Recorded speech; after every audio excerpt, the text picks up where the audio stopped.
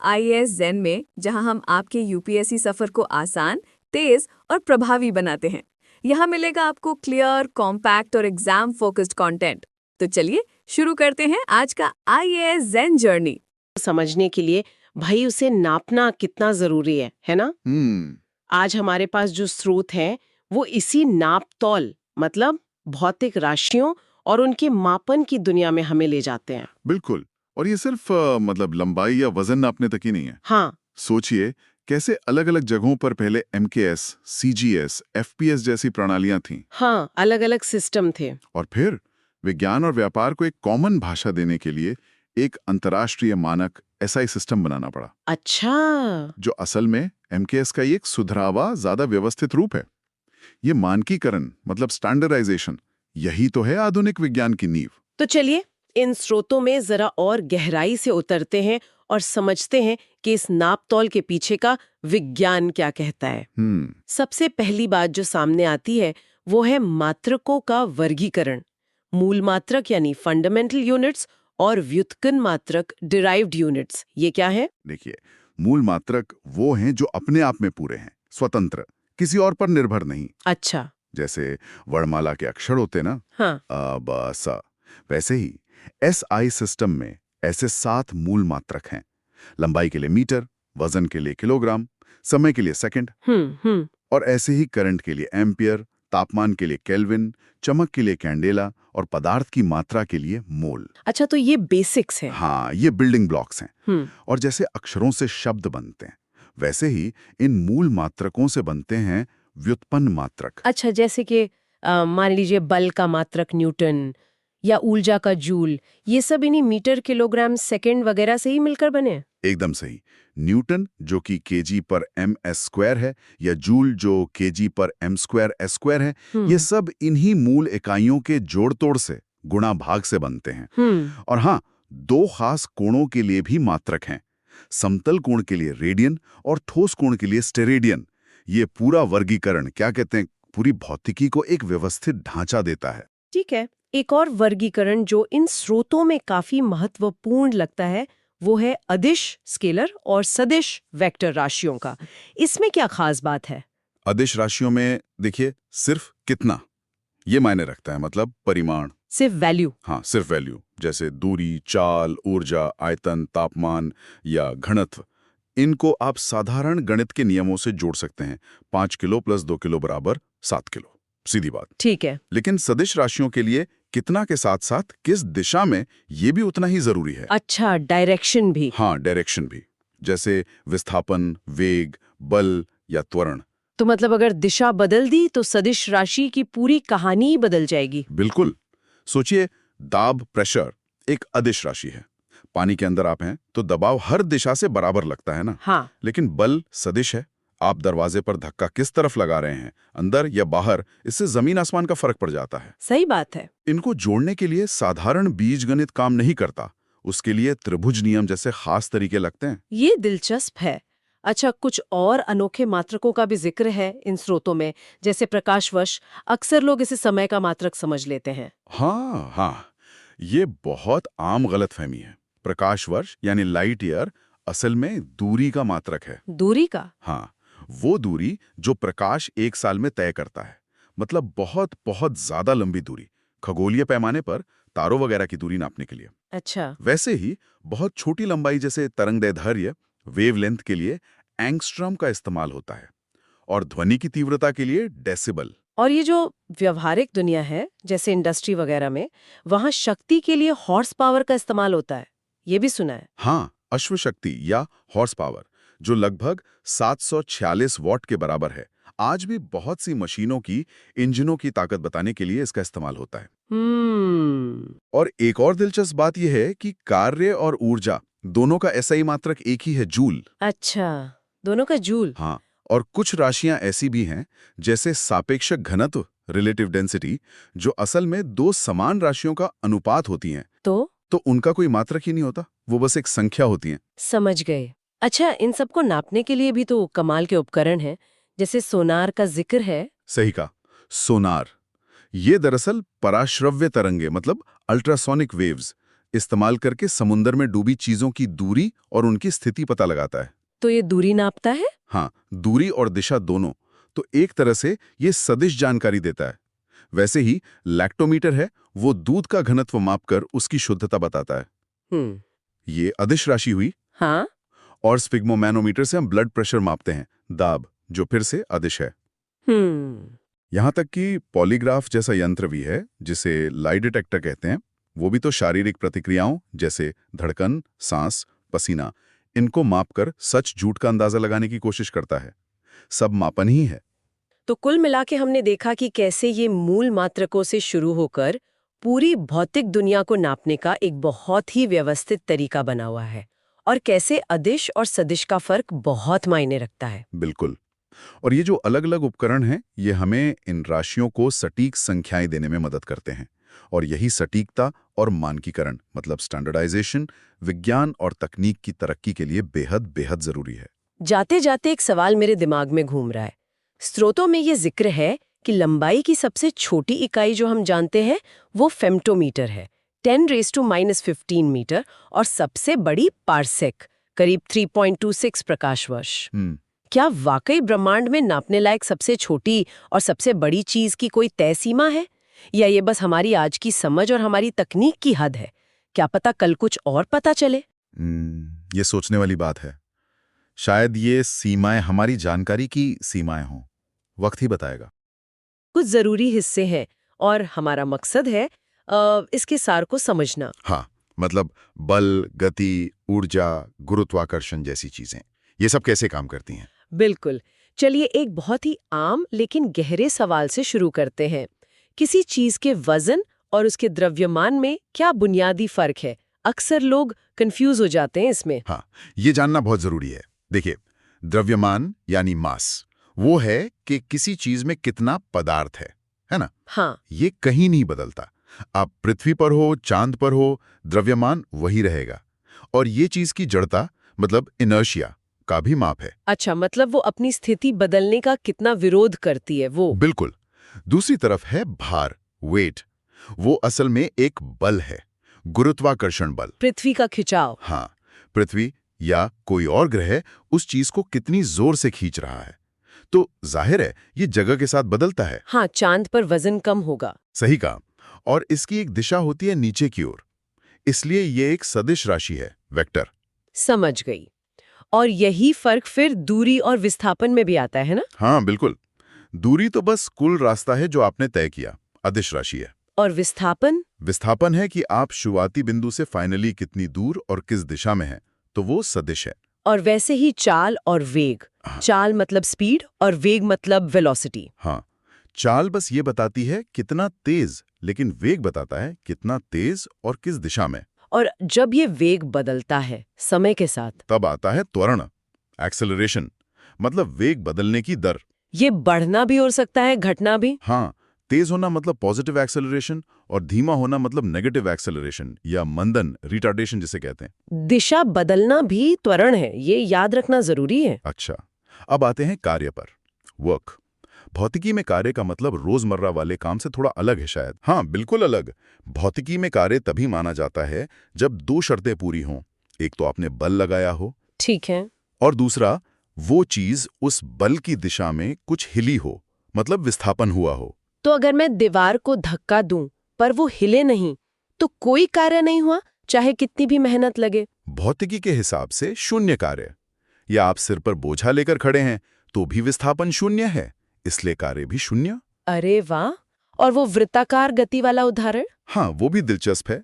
जब कोई चीज गोल घूमती है तो उस पर केंद्र की तरफ एक बल लगता है, अभिकेंद्रीय बल, सेंट्रिपिटल फोर्स। जी। लेकिन हर पल चीज की गति की दिशा उस बल के लंबवत होती है, मतलब 90 डिग्री पर।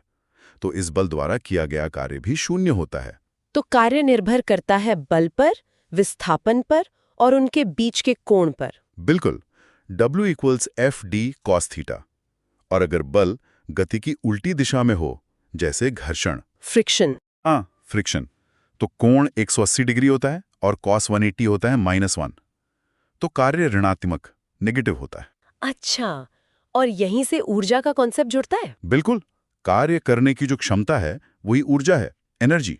ये भी अदिश राशि है, स्केलर, और मात्रक जूल। हाँ, कार्य की तरह। और मुख्य रूप से 2 तरह की यांत्रिक ऊर्जा होती है। एक तो गतिज ऊर्जा, काइनेटिक एनर्जी, जो चलने फिरने वाली चीजों में होती है। हाँ, जो वस्तु के गति के कारण होती है। फॉर्मूला है ½ mv²। ½ mv² द्रव्यमान और वेग पर निर्भर करती है। और दूसरी है स्थितिज ऊर्जा, पोटेंशियल एनर्जी।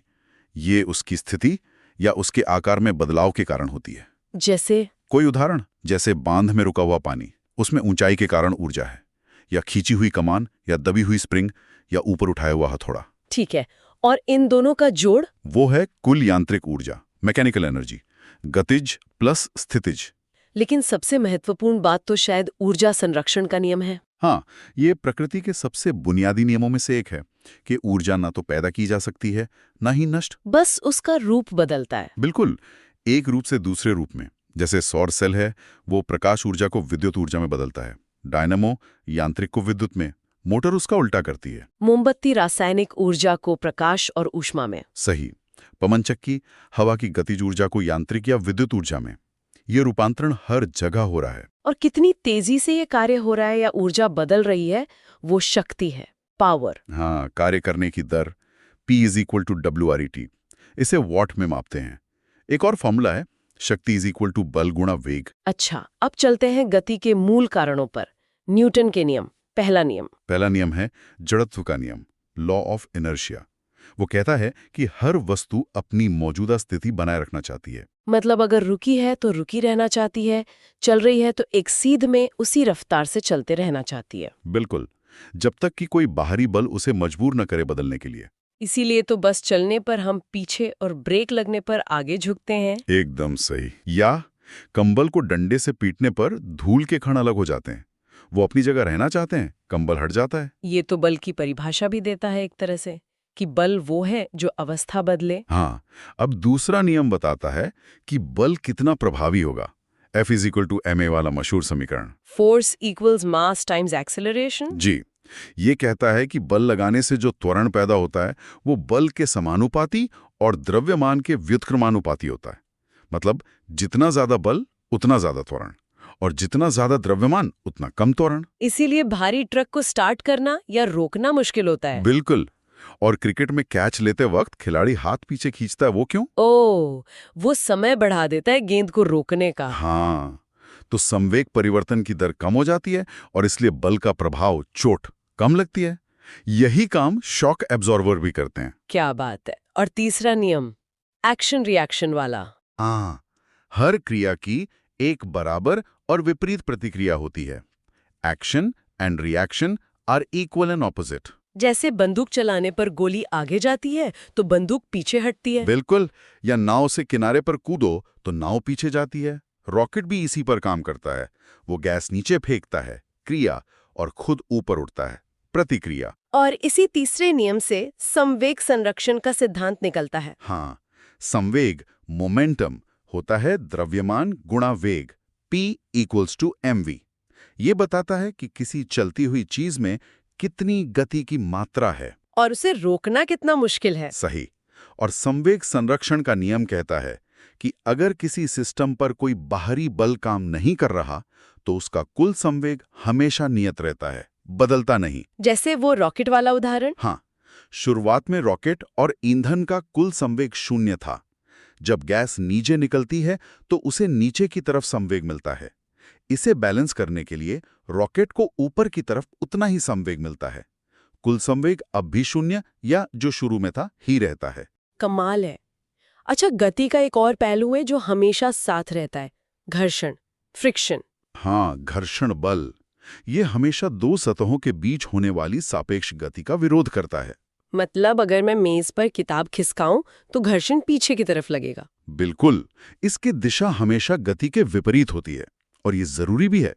बिना घर्षण के हम चल नहीं सकते, गाड़ियों में ब्रेक नहीं लग सकते। हाँ, ये तो है, पर ये नुकसान भी करता है। हाँ, ये ऊर्जा को ऊष्मा में बदल देता है, जिससे मशीनें गर्म होती हैं, पुर्जे घिसते हैं। इसीलिए हम स्नेहक, लुब्रिकेंट्स जैसे तेल या ग्रीस का इस्तेमाल करते हैं या बॉल बेयरिंग लगाते हैं। बॉल बेयरिंग से घर्षण कम कैसे होता है? वो सर्पी घर्षण स्लाइडिंग फ्रिक्शन को लॉटनिक घर्षण रोलिंग फ्रिक्शन में बदल देते हैं, जो बहुत कम होता है। अच्छा, और आखिर में बात करते हैं गुरुत्वाकर्षण की, वो अदृश्य शक्ति जो सब कुछ चला रही है। हाँ, न्यूटन का सार्वत्रिक गुरुत्वाकर्षण का नियम ये कहता है कि ब्रह्मांड में हर दो वस्तुएं एक दूसरे को आकर्षित करती हैं। उनके द्रव्यमान के कारण। हाँ, उनके द्रव्यमान के गुणनफल के समानुपाती और उनके बीच की दूरी के वर्ग के व्युत्क्रमानुपाती। मतलब चीजें जितनी भारी होंगी खिंचाव उतना ज्यादा, और जितनी दूर होंगी खिंचाव उतना कम। इसी से ग्रह सूर्य के चक्कर लगाते हैं। बिल्कुल, और हम जमीन पर टिके रहते हैं। पृथ्वी के इसी खिंचाव को हम गुरुत्वीय त्वरण जी कहते हैं। और ये जी हर जगह एक जैसा नहीं होता? नहीं, थोड़ा सा फर्क होता है। पृथ्वी पूरी गोल नहीं है, ध्रुवों पर चपटी है। तो ध्रुवों पर जी का मान थोड़ा ज्यादा होता है और भूमध्य रेखा पर थोड़ा कम।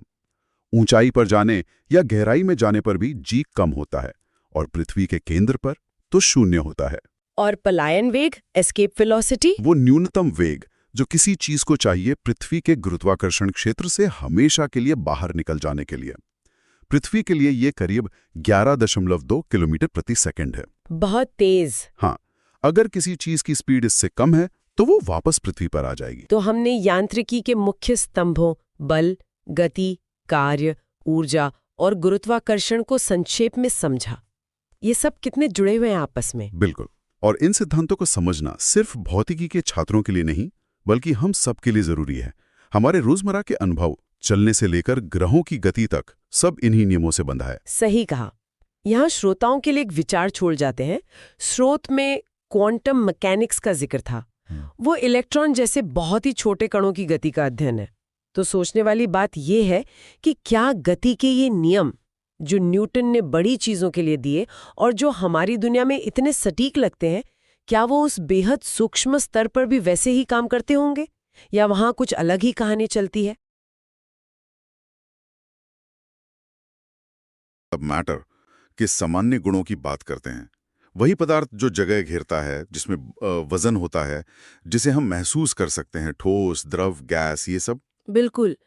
वैसे तो इन स्रोतों में प्लाज्मा और बोस-आइंस्टीन कंडेंसेट जैसी अवस्थाओं का भी जिक्र है, पर हाँ, आज हम मुख्य रूप से रोजमर्रा में दिखने वाले गुणों पर ही ध्यान देंगे।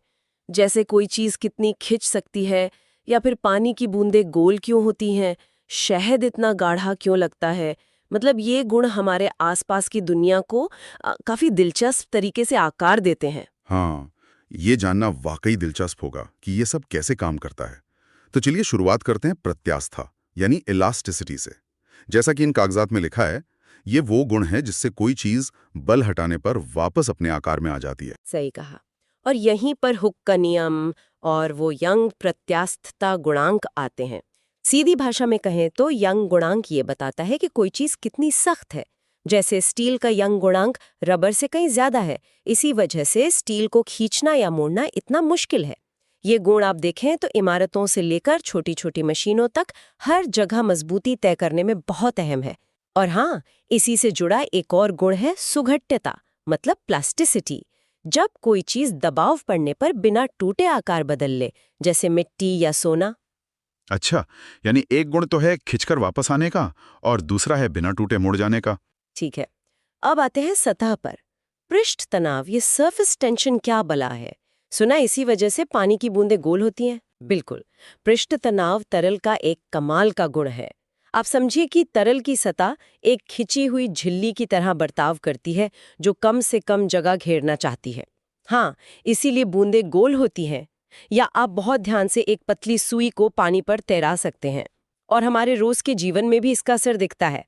जैसे साबुन कपड़े इसलिए साफ कर पाता है क्योंकि वो पानी का पृष्ठ तनाव कम कर देता है, जिससे पानी कपड़े के रेशों में अंदर तक बेहतर घुस पाता है। और वो जो गरम सूप ज्यादा स्वादिष्ट लगता है, क्या वो बात भी इसी से जुड़ी? हाँ, इन स्रोतों में उसका भी जिक्र है।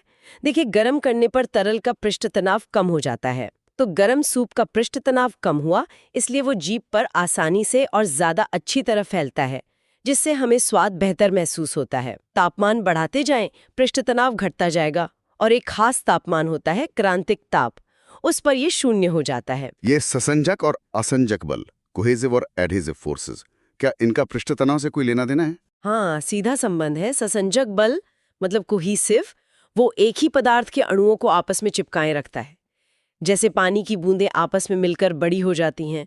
और आसंजक बल एडहीसिव, वो अलग अलग पदार्थों के अणुओं को चिपकाता है, जैसे चाक का ब्लैकबोर्ड पर चिपकना। अब अगर किसी तरल का आसंजक बल किसी सतह के लिए उसके अपने ससंजक बल से ज्यादा है, तो वो तरल उस सतह को गीला करेगा, जैसे पानी कांच को गीला करता है। पर अगर ससंजक बल ज्यादा है, मतलब अंदरूनी खिंचाव ज्यादा है, तो तरल सतह पर बूंद बनकर रहेगा, गीला नहीं करेगा, जैसे पारा कांच पर। समझ गया। अच्छा, तो इसी से जुड़ा है केशिकत्व, कैपिलरिटी, वो पतली नली में पानी का ऊपर चढ़ जाना। बिल्कुल, ये पृष्ठ तनाव और इन्हीं आसंजक ससंजक बलों का मिला जुला नतीजा है असल में। अगर नली बहुत पतली हो, मतलब केशिका नली, और तरल नली को गीला करता हो, यानी आसंजक बल ज्यादा हो, तो तरल नली में ऊपर चढ़ जाएगा। लालटेन की बत्ती में तेल का ऊपर चढ़ना या सोखता कागज का स्याही सोख लेना, यहाँ तक कि पौधों का जड़ों से पानी खींचकर पत्तियों तक पहुंचाना, ये सब केशिकत्व के ही उदाहरण है। कमाल है। अच्छा, अब आते हैं श्यानता, यानी कि विस्कोसिटी पर, जिसे हम आम भाषा में गाढ़ापन कहते हैं। शहद और पानी का फर्क इसी से है ना? हाँ, शांता असल में तरल के बहने में आने वाली अंदरूनी रुकावट है। एक तरह का घर्षण समझिए तरल की परतों के बीच। जैसे शहद की परतें पानी की परतों की तुलना में एक दूसरे पर ज्यादा मुश्किल से फिसलती हैं, इसीलिए शहद ज्यादा शान या गाढ़ा है। एक दिलचस्प बात यह है कि तापमान बढ़ाने पर द्रवों का गाढ़ापन कम होता है, पर गैसों का बढ़ जाता है। और हाँ, इसी शांता से जुड़ा है सीमांत वेग का कॉन्सेप्ट। जैसे पैराशूट से कूदने पर सैनिक एक नियत रफ्तार से ही नीचे आता है, हवा की शांता के कारण उसकी रफ्तार बढ़ती नहीं जाती। और दाब, प्रेशर, इसका क्या चक्कर है? खासकर वो हाइड्रोलिक लिफ्ट वगैरह कैसे काम करते हैं? दाब मतलब इकाई क्षेत्रफल पर लगने वाला बल। सीधा सा हिसाब है। और पास्कल का नियम कहता है कि अगर किसी बंद बर्तन में रखे तरल पर कहीं भी दाब लगाया जाए, तो वो दाब बिना कम हुए हर दिशा में बराबर फैल जाता है। यही सिद्धांत हाइड्रोलिक लिफ्ट, ब्रेक या प्रेस जैसी मशीनों का आधार है। मतलब एक तरफ थोड़ा बल लगाकर दूसरी तरफ बहुत भारी वजन उठाया जा सकता है। तरल उस बल को कई गुना बढ़ा देता है एक तरह से। वायुमंडलीय दाब मापने के लिए बैरोमीटर होता है। और उसका पाठ्यांक मौसम का हाल भी बताता है। जैसे वो धीरे धीरे गिरे तो बारिश, तेजी से गिरे तो आंधी। सही। और आखिरी में उत्प्लावन बल, बुयंसी। लोहे की कील डूब जाती है, पर इतना भारी जहाज तैरता है, ये कैसे होता है? हाँ, ये आर्किमीडीज के सिद्धांत से जुड़ा है। जब कोई चीज पानी या किसी तरल में डुबोई जाती है, तो तरल उस पर ऊपर की ओर एक बल लगाता है। इसी को उत्प्लावन बल कहते हैं। और ये बल कितना होता है? ये उस चीज द्वारा हटाए गए तरल के वजन के बराबर होता है। जहाज का डिजाइन ऐसा होता है कि वो अपने वजन से कहीं ज्यादा पानी हटाता है, इसलिए उस पर लगने वाला उत्प्लावन बल उसके वजन से ज्यादा होता है और वो तैरता है। कील कम पानी हटाती है तो उत्प्लावन बल कम होता है और वो डूब जाती है। यही वजह है कि समुद्र के खारे पानी में, जिसका घनत्व ज्यादा होता है, तैरना नदी के मीठे पानी से आसान होता है। और बर्फ पानी पर इसीलिए तैरती है क्योंकि उसका घनत्व पानी से कम है। तो कुल मिलाकर पदार्थ के ये गुण, चाहे वो खिंचाव हो या गाढ़ापन या तैरना, ये सब हमारे रोज के अनुभवों को तय करते हैं। जैसे प्रेशर कुकर में खाना जल्दी पकना हो, जो दाब बढ़ने से पानी का क्वथनांक बढ़ने के कारण होता है, या फिर बादलों का आसमान में तैरना उनके कम घनत्व के कारण। बिल्कुल, ये सब गुण आपस में जुड़े हुए हैं और मिलकर तय करते हैं कि कोई पदार्थ कैसा व्यवहार करेगा। ये सोचना भी रोचक है कि कैसे यही सिद्धांत, यही नियम विशालकाय जहाजों से लेकर पानी की नन्ही बूंदों तक सब पर लागू होते हैं। वाकई, जाते जाते एक सवाल छोड़ जाते हैं सोचने के लिए। कभी गौर किया है कि तेज रफ्तार ट्रेन के नजदीक खड़े हों तो एक खिंचाव सा क्यों महसूस होता है? या फिर वो स्प्रे की बोतलें कैसे काम करती हैं? सूत्रों के अनुसार ये बर्नौली के प्रमेय से जुड़ा है। जहां हवा या तरल तेजी से बहता है, वहां दाब कम हो जाता है। सोचिए, इस सिद्धांत के और क्या-क्या इस्तेमाल होते होंगे हमारी दुनिया में। आज हम ऊष्मा और तरंगों की दुनिया की थोड़ी गहराई से पड़ताल करने वाले हैं। हाँ, हमारे पास विज्ञान और तकनीक से जुड़े कुछ नोट्स हैं। हाँ, और हमारा मकसद है कि इन नोट्स से जरूरी बातें निकालें। मतलब ऊष्मा क्या है, तापमान कैसे नापते हैं, गर्मी एक जगह से दूसरी जगह कैसे जाती है। और वो ध्वनि और प्रकाश जैसी तरंगों के पीछे का विज्ञान। हाँ बिल्कुल, कोशिश रहेगी कि कुछ सबसे दिलचस्प और काम की बातें सामने आए। बढ़िया, तो चलिए शुरू करते हैं ऊष्मा और तापमान से। ये तो हम जानते ही हैं कि ऊष्मा यानी हीट ऊर्जा का ही एक रूप है। बिल्कुल, इसे जूल या कैलोरी में नापते हैं।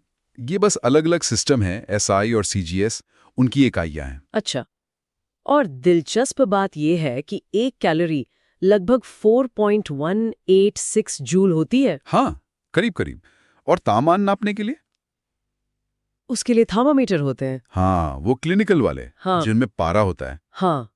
पर पारे की एक सीमा है, वो -39 डिग्री C पर जम जाता है। ओह, तो बहुत ठंडी जगहों पर? वहां फिर अल्कोहल थर्मामीटर ज्यादा काम आता है। अल्कोहल -114 डिग्री सेल्सियस तक तरल रहता है। अच्छा, और अगर तापमान बहुत ही ज्यादा हो, जैसे 800 डिग्री सेल्सियस से भी ऊपर? उसके लिए पायरोमीटर होते हैं। वो असल में चीज से निकलने वाली गर्मी की किरणों को मापकर तापमान बताते हैं। स्टीफन का नियम या वीन का नियम इस्तेमाल करते हैं। समझी। और तापमान के पैमाने भी तो कई हैं, सेल्सियस, फ़ारेनहाइट, केल्विन। हाँ बिल्कुल, जैसे सामान्य शरीर का तापमान वो करीब 37 डिग्री सेल्सियस या 98.6 फ़ारेनहाइट होता है। और पानी? 100 डिग्री सेल्सियस या 212 फ़ारेनहाइट पर उबलता है। सही। इनका एक फॉर्मूला भी है बदलने का, C/5 बराबर। हाँ, F-32/9 कभी कभी काम आ जाता है। बिल्कुल। अच्छा, अब ये देखते हैं कि ये गर्मी फैलती कैसे है, मतलब एक जगह से दूसरी जगह जाती कैसे है। हाँ, इसके 3 मुख्य तरीके हैं ना, चालन, संवहन और विकिरण। एकदम सही। कंडक्शन, कन्वेक्शन और रेडिएशन। तो चालन यानी कंडक्शन, ये तो ठोस चीजों में होता है, जैसे हम किसी धातु की रॉड का एक सिरा गर्म करें। हाँ, तो गर्मी धीरे धीरे दूसरे सिरे तक पहुंच जाती है। बिल्कुल। इसमें कण खुद नहीं चलते, वो बस अपनी बगल वाले कण को ऊर्जा पास करते जाते हैं। जैसे लाइन में कोई चीज आगे बढ़ाना। हाँ, कुछ वैसा ही। धातुएं इसमें बहुत अच्छी होती हैं, सुचालक। और लकड़ी या कांच? वो कुछ अलग होते हैं, गर्मी को ज्यादा आगे नहीं जाने देते। सही। अब दूसरा तरीका है संवहन यानी कन्वेक्शन। ये तरल चीजों और गैसों में होता है। इसमें क्या अलग है? इसमें गर्म कण खुद अपनी जगह छोड़कर चलते हैं, ऊपर उठते हैं, और ठंडे कण उनकी जगह लेने नीचे आते हैं। अच्छा, जैसे पानी उबालते समय होता है। हाँ बिल्कुल, ये जैसे हमारी पृथ्वी का वायुमंडल गर्म होता है, वो भी इसी तरह होता है। तो चालन और संवहन दोनों के लिए कोई ना कोई माध्यम चाहिए, ठोस, तरल या गैस। जरूरी है। लेकिन तीसरा तरीका, विकिरण यानी रेडिएशन, उसके लिए किसी माध्यम की जरूरत ही नहीं। हाँ, जैसे सूरज की गर्मी, वो तो अंतरिक्ष के खालीपन से होकर हम तक पहुंचती है। बिल्कुल, इसी तरीके से। यहाँ एक बात मुझे हमेशा थोड़ी कंफ्यूजिंग लगती है।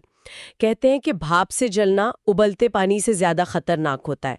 ऐसा क्यों, जबकि तापमान तो वही हो सकता है? हाँ, ये बहुत जरूरी पॉइंट है। वो इसलिए क्योंकि पानी जब भाप बनता है तो उसे बहुत ज्यादा एक्स्ट्रा ऊर्जा सोखनी पड़ती है। इसे गुप्त ऊष्मा या लेटेंट हीट कहते हैं। अच्छा, छिपी हुई ऊष्मा। हाँ, समझ लीजिए। तो जब वो गर्म भाप आपकी त्वचा पर लगती है और वापस पानी बनती है, तो वो सारी छिपी हुई ऊर्जा एकदम से छोड़ती है। ओह, इसलिए ज्यादा जलता है। बिल्कुल। ये ऊष्मा के कुछ और असर भी दिखाता है, जैसे प्रेशर कुकर। हाँ, उसमें खाना जल्दी पकता है। वो इसलिए कि दबाव बढ़ने से पानी का क्वथनांक मतलब बॉइलिंग पॉइंट बढ़ जाता है। पानी 100 डिग्री सेंटीग्रेड से ज्यादा तापमान पर उबलता है और खाना तेजी से पकता है। समझ गई। और वो गर्मियों में सफेद कपड़े पहनने वाली बात? हाँ, वो भी इसी से जुड़ा है। सफेद रंग ऊष्मा को ज्यादातर परावर्तित कर देता है, मतलब रिफ्लेक्ट कर देता है। तो हमें कम गर्मी लगती है। और काले कपड़े? वो ऊष्मा को सोख लेते हैं, इसीलिए गर्मियों में गहरे रंग के कपड़े ज्यादा गर्म लगते हैं। सही है। और फ्रिज में भी तो यही होता है ना, थर्मोस्टेट तापमान को कंट्रोल करता है। हाँ, वो तापमान को करीब 4 डिग्री सेल्सियस पर स्थिर रखता है ताकि खाना खराब ना हो। ये सब ऊष्मा के सिद्धांतों के ही व्यावहारिक उपयोग हैं। तो हमने देखा गर्मी कैसे फैलती है, कणों के जरिए भी और बिना माध्यम के विकिरण से भी। हाँ, और ये विकिरण खुद एक तरह की तरंग है जो हमें तरंगों की बड़ी और दिलचस्प दुनिया में ले जाती है। बिल्कुल। तरंगे असल में क्या हैं? ऊर्जा को एक जगह से दूसरी जगह ले जाने का तरीका। और ये कितने तरह की होती हैं? मोटे तौर पर 2 तरह की हैं, यांत्रिक यानी मैकेनिकल और विद्युत चुंबकीय यानी इलेक्ट्रोमैग्नेटिक। यांत्रिक तरंगे कौन सी हैं? जिन्हें चलने के लिए किसी न किसी माध्यम की जरूरत होती है, जैसे ध्वनि तरंगे। अच्छा, आवाज। हाँ, ध्वनि तरंगे अनुदैर्ध्य होती हैं, लॉन्गिट्यूडनल, मतलब माध्यम के कण उसी दिशा में आगे पीछे हिलते हैं जिस दिशा में तरंग जा रही है। जैसे स्प्रिंग को दबाकर छोड़ें तो लहर आगे बढ़ती है। हाँ, बिल्कुल वैसे ही संपीड़न और विरलन बनते हैं, और इसीलिए ध्वनि निर्वात यानी वैक्यूम में नहीं चल सकती। माध्यम ही नहीं है तो चलेगी कैसे? सही बात है। और इसकी गति भी अलग अलग चीजों में अलग होती है। हाँ, ठोस में सबसे तेज, फिर तरल में और गैस में सबसे धीमी। ये भी दिलचस्प है कि हम इंसान हर तरह की आवाज नहीं सुन सकते। हाँ, हमारी सुनने की एक सीमा है, करीब 20 हर्ट्ज से लेकर 20,000 हर्ट्ज तक की फ्रीक्वेंसी। इसे श्रव्य तरंगे कहते हैं। और इससे कम या ज्यादा? 20 हर्ट्ज से कम वाली अवश्रव्य यानी इंफ्रासोनिक, और 20,000 हर्ट्ज से ज्यादा वाली पराश्रव्य यानी अल्ट्रासोनिक। हम इन्हें नहीं सुन सकते। लेकिन कुछ जानवर सुन सकते हैं, जैसे कुत्ते। हाँ, कुत्ते, चमगादड़ ये पराश्रव्य सुन सकते हैं। चमगादड़ तो रात में रास्ता खोजने और शिकार करने के लिए इसी अल्ट्रासाउंड का इस्तेमाल करते हैं। कमाल है। अच्छा, और दूसरी तरह की तरंगे विद्युत चुंबकीय? हाँ, इलेक्ट्रोमैग्नेटिक वेव्स। इनकी खास बात यह है कि इन्हें चलने के लिए किसी माध्यम की जरूरत नहीं होती है। वो कैंसर के इलाज में काम आते हैं। हाँ, कैंसर कोशिकाओं को नष्ट करने में। फिर एक्स किरणें हैं, मेडिकल इमेजिंग के लिए, हड्डियां देखने के लिए। सही। फिर आती हैं पराबैंगनी किरणें यानी यूवी लाइट। ये कीटाणुनाशक होती हैं। हाँ, यूवी लाइट वाटर प्यूरिफायर में भी होती है। बिल्कुल। फिर आता है दृश्य प्रकाश, जिसे हम देख पाते हैं। इंद्रधनुष के 7 रंग, विबग्योर। वही। उसके बाद अवरक्त किरणें, इंफ्रारेड, ये गर्मी पैदा करती हैं और टीवी रिमोट में भी इस्तेमाल होती हैं। अच्छा, टीवी रिमोट में इंफ्रारेड होती हैं। हाँ, फिर माइक्रोवेव, खाना पकाने के लिए ओवन में और संचार में भी। मोबाइल फोन, वाईफाई वगैरह। हाँ, उनमें भी इस्तेमाल होती हैं। और आखिर में लंबी रेडियो तरंगे, रेडियो और टीवी प्रसारण के लिए। वाह, मतलब गामा किरणों से लेके रेडियो तरंगों तक सब एक ही परिवार के सदस्य हैं, बस उनकी तरंग दैर्ध्य और फ्रीक्वेंसी अलग अलग है। एकदम सही। और सबके अपने अनोखे गुण और उपयोग हैं। तो आज हमने काफी कुछ समझा। ऊष्मा और तापमान कैसे जुड़े हैं, उन्हें कैसे मापते हैं। हाँ, और गर्मी कैसे फैलती है, चालन, संवहन, विकिरण। और वो भाप से जलने वाली बात भी साफ हुई। फिर हमने तरंगों की दुनिया देखी, यांत्रिक तरंगे जैसे ध्वनि और विद्युत चुंबकीय तरंगे जैसे प्रकाश और एक्सरे, और उनके अलग अलग प्रकार और उपयोग। बिल्कुल। ये जानना मजेदार है कि कैसे ये अदृश्य ताकतें, ऊष्मा और तरंगे हमारे रोजमर्रा के जीवन को प्रभावित करती हैं। सही कहा। प्रेशर कुकर से लेके टीवी रिमोट और मेडिकल इमेजिंग तक सब इन्हीं सिद्धांतों पर तो चल रहे हैं। बिल्कुल। और आज की चर्चा से एक सवाल मेरे मन में आ रहा है सोचने के लिए। हम एक्सरे, माइक्रोवेव, अवरक्त जैसी तरंगों का इस्तेमाल तो कर ही रहे हैं, है ना? तो भविष्य में तरंगों की और गहरी समझ और उन्हें कंट्रोल करने की बेहतर क्षमता से क्या कुछ नया संभव हो सकता है? अच्छा सवाल है। क्या ऐसी तकनीकें या खोजें हो सकती हैं जिनके बारे में हमने अभी सोचा भी नहीं है? शायद ऐसे क्षेत्र जहां तरंगों का इस्तेमाल बिल्कुल नए तरीके से हो। ये वाकई सोचने वाली बात है। संभावनाएं तो अनंत हो सकती हैं। बिल्कुल। तो इसी विचार के साथ आज की चर्चा समाप्त करते हैं। यानी प्रकाश की दुनिया में थोड़ा गहराई से उतर रहे हैं। हाँ, विज्ञान और तकनीक से जुड़े कुछ बहुत ही दिलचस्प पहलू हैं इसके। हमारा इरादा है प्रकाश के कुछ सबसे अनोखे और जरूरी हिस्सों को समझना। जैसे कि इसकी रफ्तार। हाँ, रफ्तार और रंग कैसे बनते हैं और हमारी रोज की जिंदगी में इसका क्या असर है। बिल्कुल। तो चलिए शुरू करते हैं। सबसे पहले रफ्तार की बात। कहते हैं ये ब्रह्मांड की स्पीड लिमिट है ना? बिल्कुल।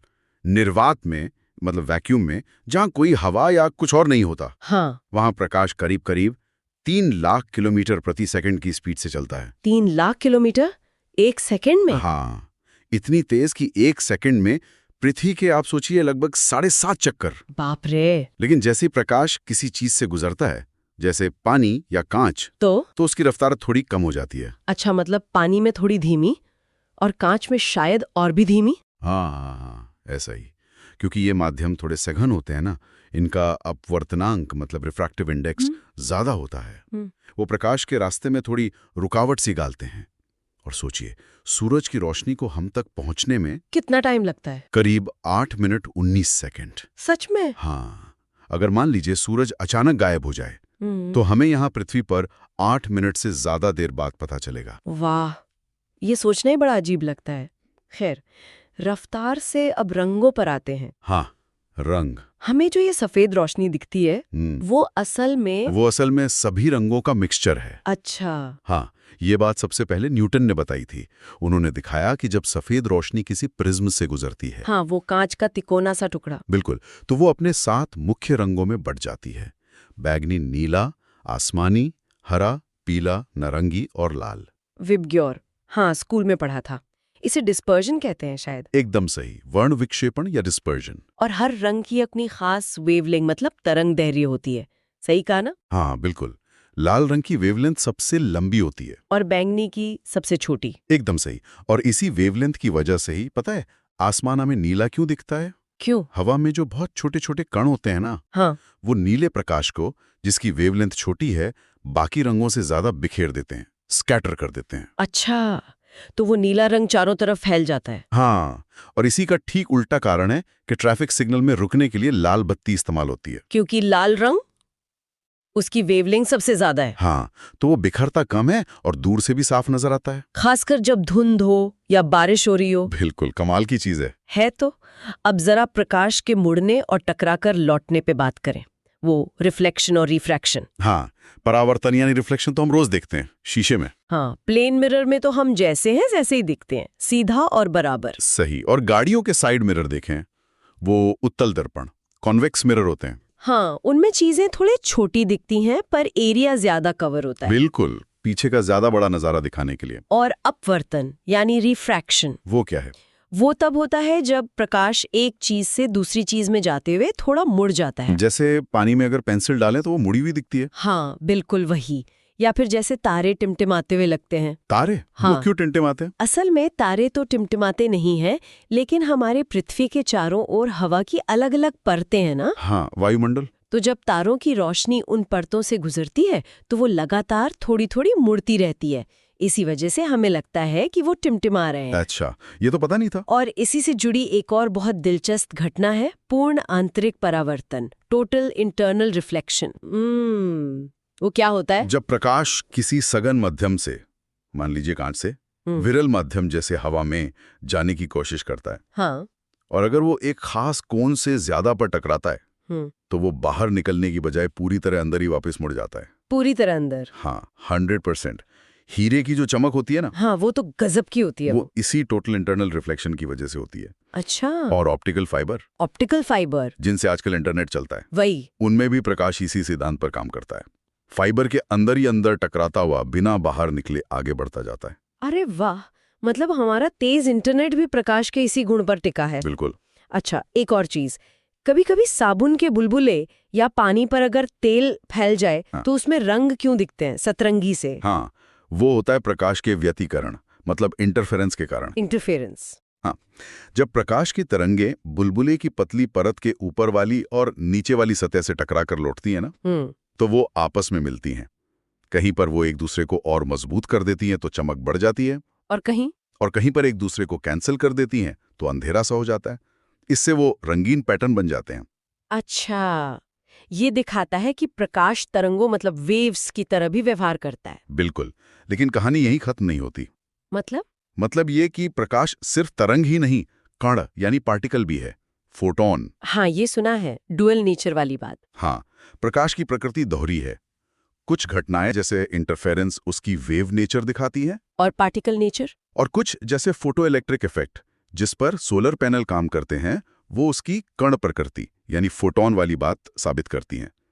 यह मॉडर्न फिजिक्स के सबसे दिलचस्प आइडियाज में से एक है।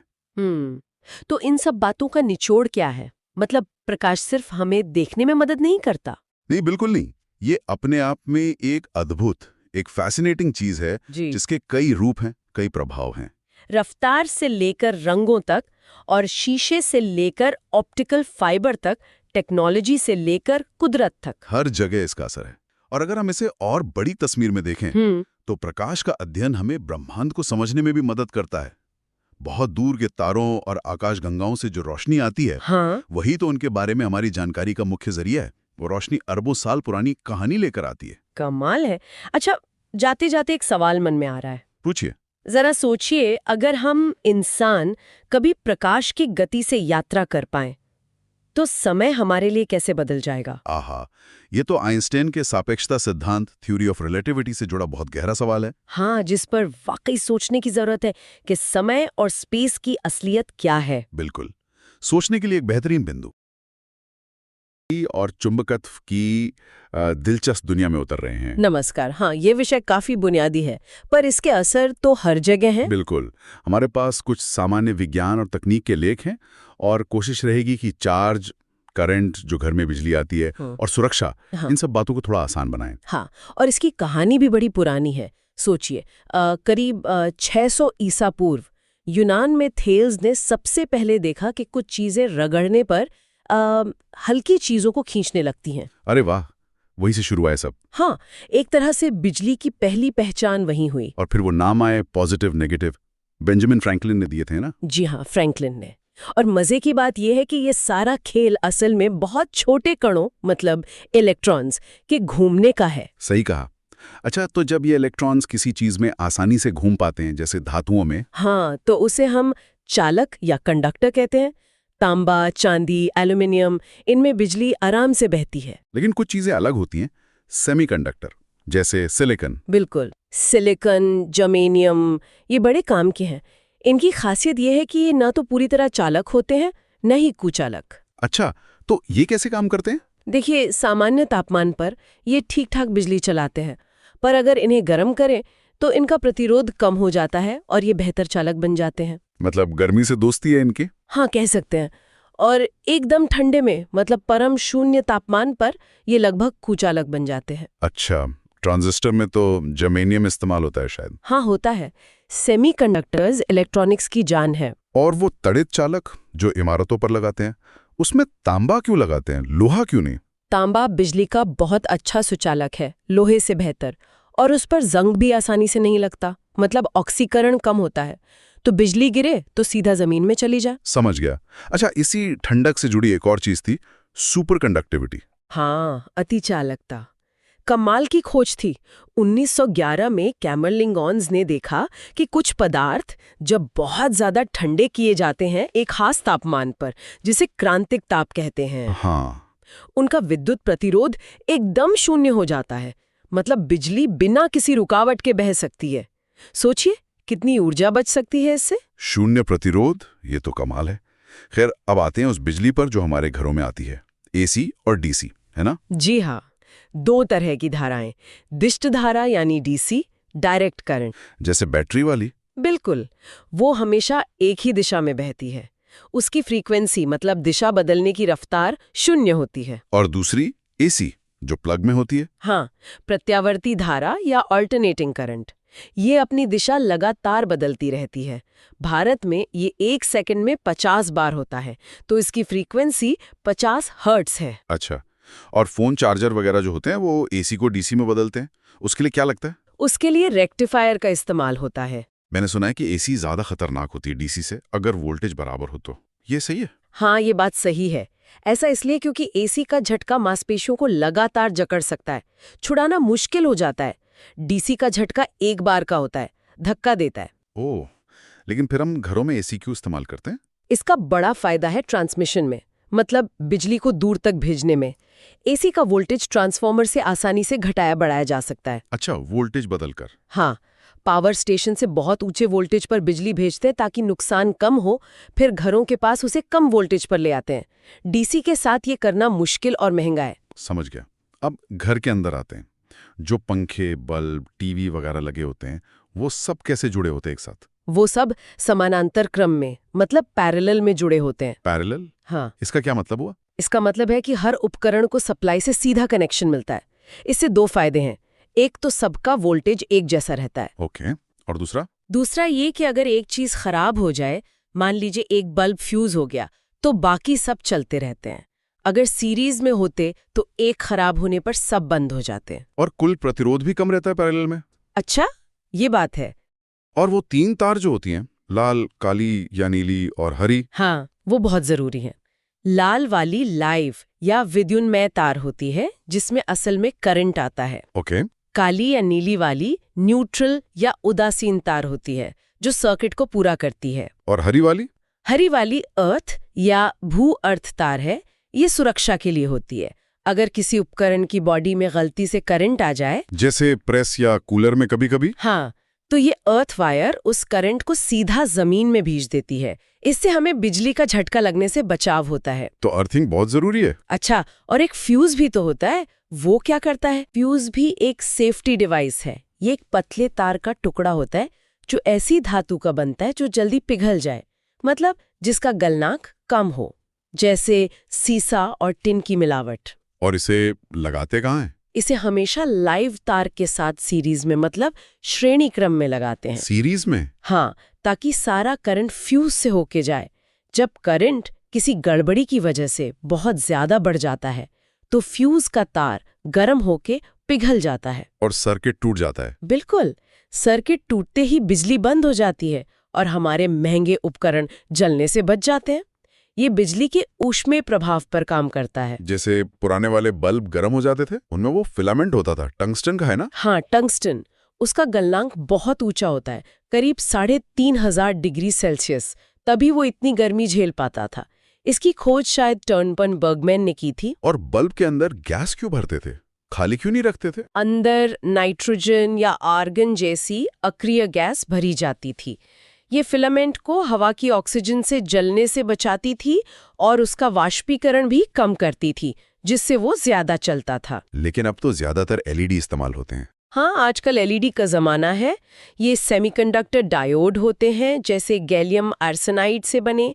ये बहुत कम बिजली खाते हैं, ज्यादा रोशनी देते हैं और चलते भी बहुत लंबा है। ट्यूबलाइट से भी बेहतर, जो फ्लोरोसेंट ट्यूब होती थी। हाँ, फ्लोरेसेंट ट्यूब या CFL से भी बेहतर है एलईडी। ट्यूब में तो पारे की वाष्प और फॉस्फर कोटिंग होती थी। एलईडी ज्यादा सुरक्षित और ज्यादा एफिशिएंट है। अच्छा, अब थोड़ा चुंबकत्व की बात करें। बिजली और चुंबकत्व में भी तो रिश्ता है। गहरा रिश्ता है। ऑस्ट्रेड ने ये साबित किया था कि जब किसी तार में बिजली बहती है तो उसके चारों तरफ एक चुंबकीय क्षेत्र बन जाता है। अच्छा, मतलब बिजली से चुंबक बन जाता है। हाँ, अस्थायी तौर पर। और इसी सिद्धांत पर बहुत सारी चीजें काम करती हैं, जैसे डायनमो। डायनमो, जो साइकिल में लगता था पहले लाइट जलाने के लिए। वही, वो पहिया घूमने की यांत्रिक ऊर्जा को विद्युत ऊर्जा में बदलता है। इसे विद्युत चुंबकीय प्रेरण कहते हैं। और मोटर इसका उल्टा करती है। बिल्कुल, विद्युत मोटर बिजली की ऊर्जा लेती है और उसे यांत्रिक ऊर्जा में बदल देती है, जिससे पंखा घूमता है या पानी की मोटर चलती है। और ट्रांसफार्मर, वो भी इसी से जुड़ा है। हाँ, ट्रांसफार्मर अन्योन्य प्रेरण या म्यूचुअल इंडक्शन पर काम करता है। ये AC वोल्टेज को घटाने या बढ़ाने के काम आता है। तो ये सब आपस में जुड़े हुए हैं, बिजली, चुंबकत्व, प्रेरण। जी हाँ, ये इलेक्ट्रोमैग्नेटिज्म का ही हिस्सा है। आखिर में एक सवाल, आपने शरीर के प्रतिरोध की बात की थी शुरू में। हाँ, ये जानना जरूरी है। जब हमारी त्वचा सूखी होती है तो हमारे शरीर का प्रतिरोध काफी ज्यादा होता है, करीब 10 लाख ओम तक। 10 लाख काफी ज्यादा है। लेकिन अगर त्वचा गीली हो, पसीने से या पानी से, तो ये प्रतिरोध घटकर सिर्फ कुछ 100 ओम रह जाता है। होने पर खतरा कई गुना बढ़ जाता है। बिल्कुल, यही वजह है कि गीले हाथों से बिजली के स्विच या उपकरण छूना बहुत खतरनाक हो सकता है। ये छोटी सी बात रोजमर्रा की जिंदगी में सुरक्षा के महत्व को बताती है। वाकई, ये सोचना जरूरी है कि हम रोज इन ताकतों के कितने करीब रहते हैं और सावधानी कितनी जरूरी है। आधुनिक भौतिकी की दिलचस्प दुनिया में हमारे पास विज्ञान और तकनीक से जुड़े कुछ स्रोत हैं जिनमें परमाणु और उसकी शक्ति पर बात की गई है। तो चलिए इन स्रोतों को जरा खंगालते हैं, समझने की कोशिश करते हैं कि ये परमाणु आखिर है क्या भला, इसके अंदर क्या है और कैसे ये छोटी सी चीज परमाणु ऊर्जा जैसी बड़ी ताकतों को जन्म दे देती है। हाँ, बिल्कुल। और हम ये भी देखेंगे कि पदार्थ के ये जो एकदम बुनियादी कण हैं, वो हमारी दुनिया को कैसे चला रहे हैं। मतलब चाहे वो बिजली बनाने वाले परमाणु रिएक्टर हों या फिर बीमारियों का पता लगाने वाली मेडिकल टेक्निक। हम कोशिश करेंगे कि स्रोतों से मिली जानकारी के आधार पर जो सबसे अहम बातें हैं वो सामने लाएं। ठीक है, तो शुरुआत करते हैं परमाणु यानी एटम से। एक जमाना था जब जॉन डाल्टन ने कहा था कि ये किसी तत्व का सबसे छोटा कण है जिसे तोड़ा नहीं जा सकता। पर ये वाली सोच तो ज्यादा दिन चली नहीं, है ना? बिल्कुल नहीं चली, क्योंकि फिर खोज हुई इलेक्ट्रॉन की। जे थॉमसन ने की थी। ये एक नेगेटिव चार्ज वाला कण है, और इसी खोज ने मतलब डाल्टन के उस अविभाज्य परमाणु वाले आइडिया को हमेशा के लिए बदल दिया और एक तरह से मॉडर्न फिजिक्स का दरवाजा खोल दिया। अच्छा। हाँ, और फिर पता चला प्रोटॉन का, जो पॉजिटिव चार्ज वाला है, उसकी खोज गोल्डस्टीन ने की, और फिर न्यूट्रॉन, जिस पे कोई चार्ज नहीं होता, वो जेम्स चैडविक ने खोजा। तो मतलब ये प्रोटॉन और न्यूट्रॉन मिलकर परमाणु का वो भारी सा केंद्र बनाते हैं, नाभिक, जिसे न्यूक्लियस कहते हैं, और इलेक्ट्रॉन उसके चारों तरफ घूमते रहते हैं। बिल्कुल सही। लेकिन एक बात मेरे दिमाग में आ रही है, नाभिक में इतने सारे पॉजिटिव प्रोटॉन एक साथ कैसे टिके रहते हैं? वो तो एक दूसरे को दूर धकेलते होंगे ना, रिपल्शन होता होगा। हाँ, बहुत अच्छा सवाल है ये। यहीं पर काम आता है प्रबल नाभिकीय बल, जिसे हम स्ट्रॉन्ग न्यूक्लियर फोर्स कहते हैं। ये कुदरत का सबसे शक्तिशाली बल है। ये इतना मजबूत होता है कि प्रोटॉनों के बीच के उस धक्के पर हावी हो जाता है और उन्हें और न्यूट्रॉनों को जबरदस्त तरीके से एक साथ बांधे रखता है। इसी वजह से नाभिक बना रह पाता है, टूटता नहीं। अच्छा, ये हुई बात। अब आते हैं समस्थानिकों पर, आइसोटोप्स। स्रोत बताते हैं कि ये एक ही तत्व के अलग अलग रूप हैं, मतलब जिनमें प्रोटॉन तो उतने ही होते हैं पर न्यूट्रॉन की संख्या बदल जाती है। जैसे हाइड्रोजन के ही 3 रूप हैं, प्रोटियम, ड्यूटेरियम और ट्राइटियम। और एक मजेदार फैक्ट ये भी है कि पोलोनियम नाम के तत्व के सबसे ज्यादा 27 समस्थानिक पाए जाते हैं। कमाल की विविधता है। हाँ, और ये विविधता बहुत मायने रखती है। कुछ समस्थानिक, जैसे आपने हाइड्रोजन के ट्राइटियम का जिक्र किया, वो अस्थिर होते हैं, मतलब रेडियोधर्मी।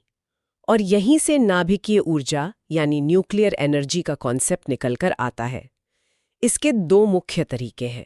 एक है नाभिकीय विखंडन यानी न्यूक्लियर फिशन, और दूसरा नाभिकीय संलयन, न्यूक्लियर फ्यूजन।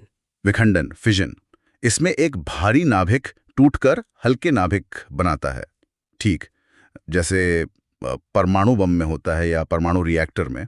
स्रोत कहता है कि परमाणु बम एक अनियंत्रित चेन रिएक्शन है। बिल्कुल अनकंट्रोल्ड, जबकि परमाणु रिएक्टर में इसी चेन रिएक्शन को बड़े ध्यान से कंट्रोल किया जाता है।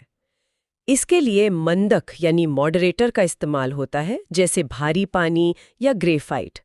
ये न्यूट्रॉन की रफ्तार धीमी कर देते हैं ताकि वो आसानी से दूसरे नाभिकों को तोड़ सकें और रिएक्शन ज्यादा तेज ना हो जाए उसके लिए। हाँ, उसके लिए होती हैं नियंत्रक छड़ें, कंट्रोल रॉड्स। ये कैडमियम या बोरॉन की बनी होती हैं और फालतू न्यूट्रॉनों को सोख लेती हैं ताकि रिएक्शन काबू में रहे। वैसे भारत का पहला रिसर्च रिएक्टर अप्सरा था, जो 1956 में शुरू हुआ था। अच्छा, अप्सरा। और दूसरी तरफ है नाभिकीय संलयन, फ्यूजन। इसमें हल्के नाभिक जुड़कर भारी नाभिक बनाते हैं, जैसे सूरज में हाइड्रोजन जुड़कर हीलियम बन रहा है, या फिर हाइड्रोजन बम। हाँ, और फ्यूजन से निकलने वाली ऊर्जा तो विखंडन से भी कहीं ज्यादा होती है। लेकिन देखिए, इन प्रक्रियाओं का इस्तेमाल सिर्फ ऊर्जा या हथियार बनाने तक ही सीमित नहीं है। ये जो रेडियोधर्मी समस्थानिक है ना, इनका मेडिकल साइंस में बहुत बड़ा रोल है। मेडिकल साइंस में कैसे? जैसे कोबाल्ट 60 है, उसका इस्तेमाल कैंसर के इलाज में होता है, रेडिएशन थेरेपी में। और आयोडीन 131 थायराइड ग्रंथि की जांच और इलाज में काम आता है। इसे ट्रेसर तकनीक कहते हैं, मतलब ये शरीर में जाकर किसी खास जगह की जानकारी देते हैं। वाह, ये तो कमाल का इस्तेमाल है। अच्छा, भारत के परमाणु कार्यक्रम की बात करें तो डॉक्टर होमी जहांगीर भाभा का नाम, वो तो सबसे पहले आता है। उन्होंने ही इसकी नींव रखी थी ना? बिल्कुल सही कहा। डॉक्टर भाभा ने ही भारत में नाभिकीय अनुसंधान की शुरुआत की थी। उन्हीं की दूरदर्शिता थी, और इसी नींव पर आगे चलकर भारत ने 1974 में पोखरण में अपना पहला परमाणु परीक्षण किया। उसका कोड नेम था स्माइलिंग बुद्धा। फिर 1998 में दोबारा परीक्षण हुए, ऑपरेशन शक्ति के नाम से। स्माइलिंग बुद्धा और ऑपरेशन शक्ति। तो कुल मिलाकर हमने परमाणु की बनावट समझी, उसके अंदर के कण देखे, इलेक्ट्रॉन, प्रोटॉन, न्यूट्रॉन, फिर आइसोटोप्स क्या होते हैं, नाभिकीय ऊर्जा के फिजन और फ्यूजन क्या हैं, और रेडियोधर्मिता के कुछ अहम उपयोग भी जाने। हाँ, और एक बात जो स्रोतों में ध्यान खींचती है, वो है भारत में थोरियम के विशाल भंडार का जिक्र। थोरियम को यूरेनियम के मुकाबले एक बेहतर परमाणु ईंधन माना जाता है। कहते हैं कि इससे कम हानिकारक कचरा पैदा होता है। थोरियम, अच्छा। हाँ, तो ये सोचना वाकई दिलचस्प है कि भविष्य में भारत अपनी ऊर्जा जरूरतों के लिए इस थोरियम का इस्तेमाल कैसे और कितना कर सकता है। शायद इस पर आगे और खोजबीन की जा सकती है। ये एक सोचने वाली बात।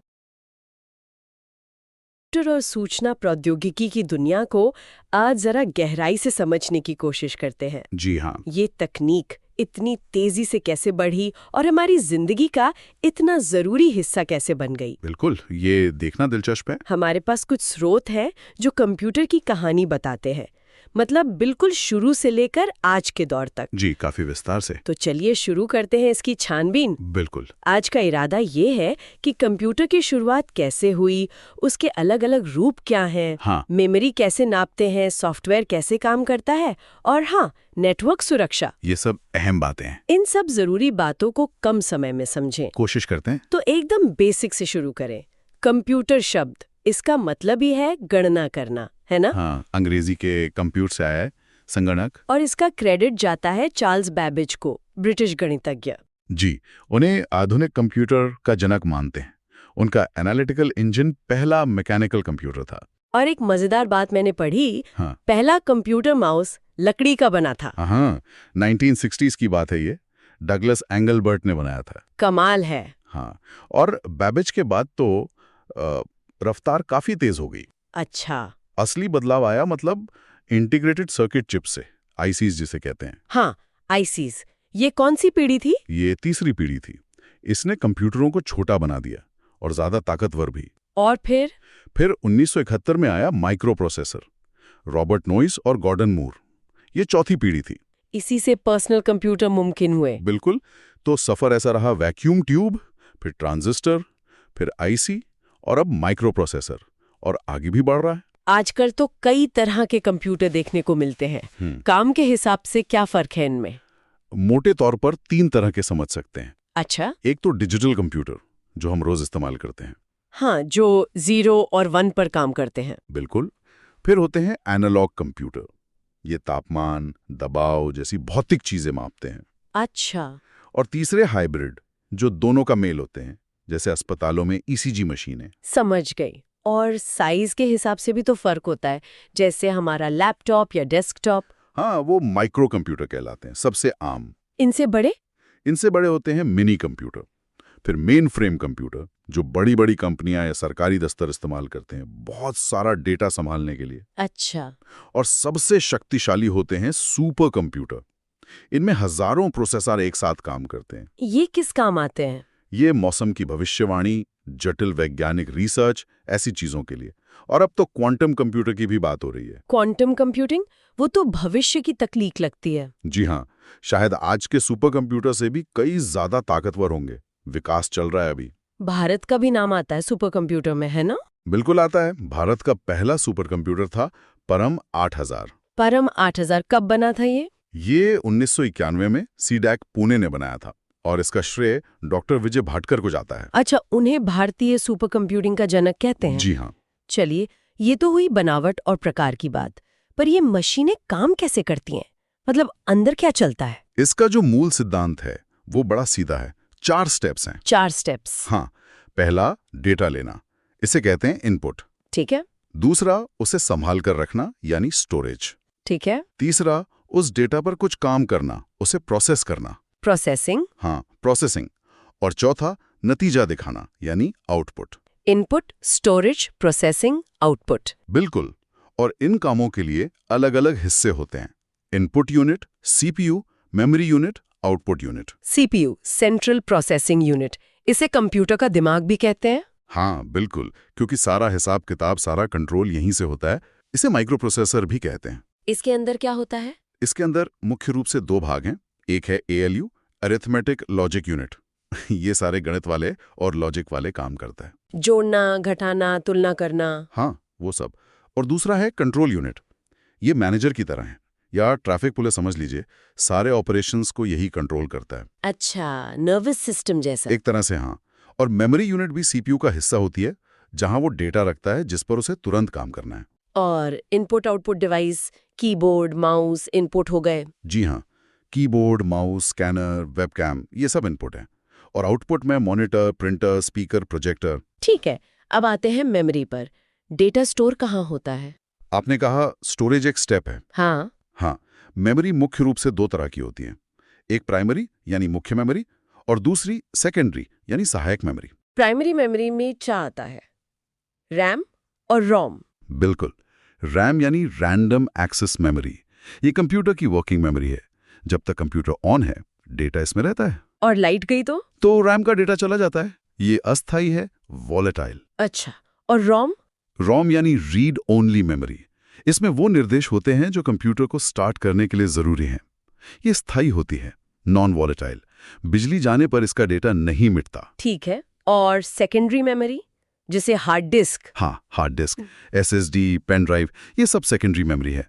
यहाँ हम अपना डेटा लंबे समय के लिए सेव करके रखते हैं। मेमोरी को नापने की इकाइयां भी तो होती हैं, बिट, बाइट। जी हाँ, सबसे छोटी इकाई है बिट, जो सिर्फ 0 या 1 हो सकती है। 8 बिट मिलके बनाते हैं 1 बाइट। और फिर केबी, एमबी, जीबी, आजकल तो टीबी यानी टेराबाइट बहुत आम है। इससे भी बड़ी इकाइयां हैं, petabyte, exabyte, zettabyte, yottabyte. Data बढ़ता ही जा रहा है। एक बाइट में कितने अक्षर आ सकते हैं? एक बाइट 256 अलग-अलग कैरेक्टर या चिन्ह दिखा सकता है। इसी से सारे अक्षर, अंक, सिंबल बनते हैं। कमाल है। ये सब तो हुआ हार्डवेयर, पुर्जे। जी, लेकिन इन्हें चलाता कौन है? सॉफ्टवेयर के बिना तो ये सिर्फ एक डिब्बा है। एकदम सही कहा आपने। सॉफ्टवेयर ही वो निर्देश हैं जो हार्डवेयर को बताते हैं कि क्या करना है और कैसे करना है। ये कितने तरह के होते हैं? मुख्य रूप से 2 तरह के। पहला, सिस्टम सॉफ्टवेयर। ये वो सॉफ्टवेयर है जो पूरे कंप्यूटर सिस्टम को मैनेज करता है। जैसे ऑपरेटिंग सिस्टम, विंडोज, मैकओएस। बिल्कुल, ऑपरेटिंग सिस्टम ओएस सबसे जरूरी सिस्टम सॉफ्टवेयर है। Windows, macOS, Linux, Android, iOS, ये सब ओएस हैं। इसी कैटेगरी में यूटिलिटी प्रोग्राम और लैंग्वेज ट्रांसलेटर भी आते हैं। ट्रांसलेटर वो क्या करते हैं? हम जो प्रोग्राम दिखते हैं वो हाई लेवल भाषा में होते हैं, जिसे इंसान समझ सकें।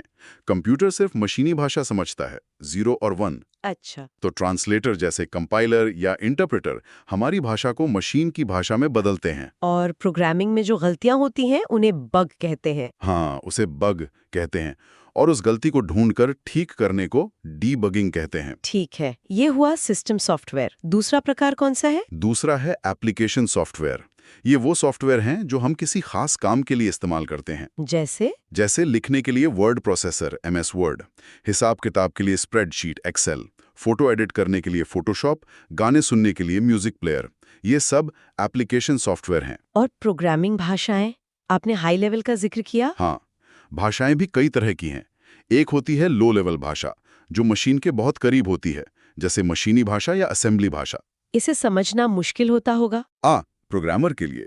और दूसरी हैं हाई लेवल भाषाएं, जो अंग्रेजी जैसी होती हैं, जैसे फॉर्ट्रैन, कोबॉल, बेसिक, C++, जावा, पाइथन। आजकल पाइथन और जावा काफी लोकप्रिय हैं। जावा को किसने बनाया था? जावा को सन माइक्रोसिस्टम्स ने विकसित किया था। चलिए, हार्डवेयर हो गया, सॉफ्टवेयर हो गया। आजकल कंप्यूटर अकेले तो काम करते नहीं, सब एक दूसरे से जुड़े हैं। जी हाँ, नेटवर्किंग, इसने तो पूरी दुनिया बदल दी है।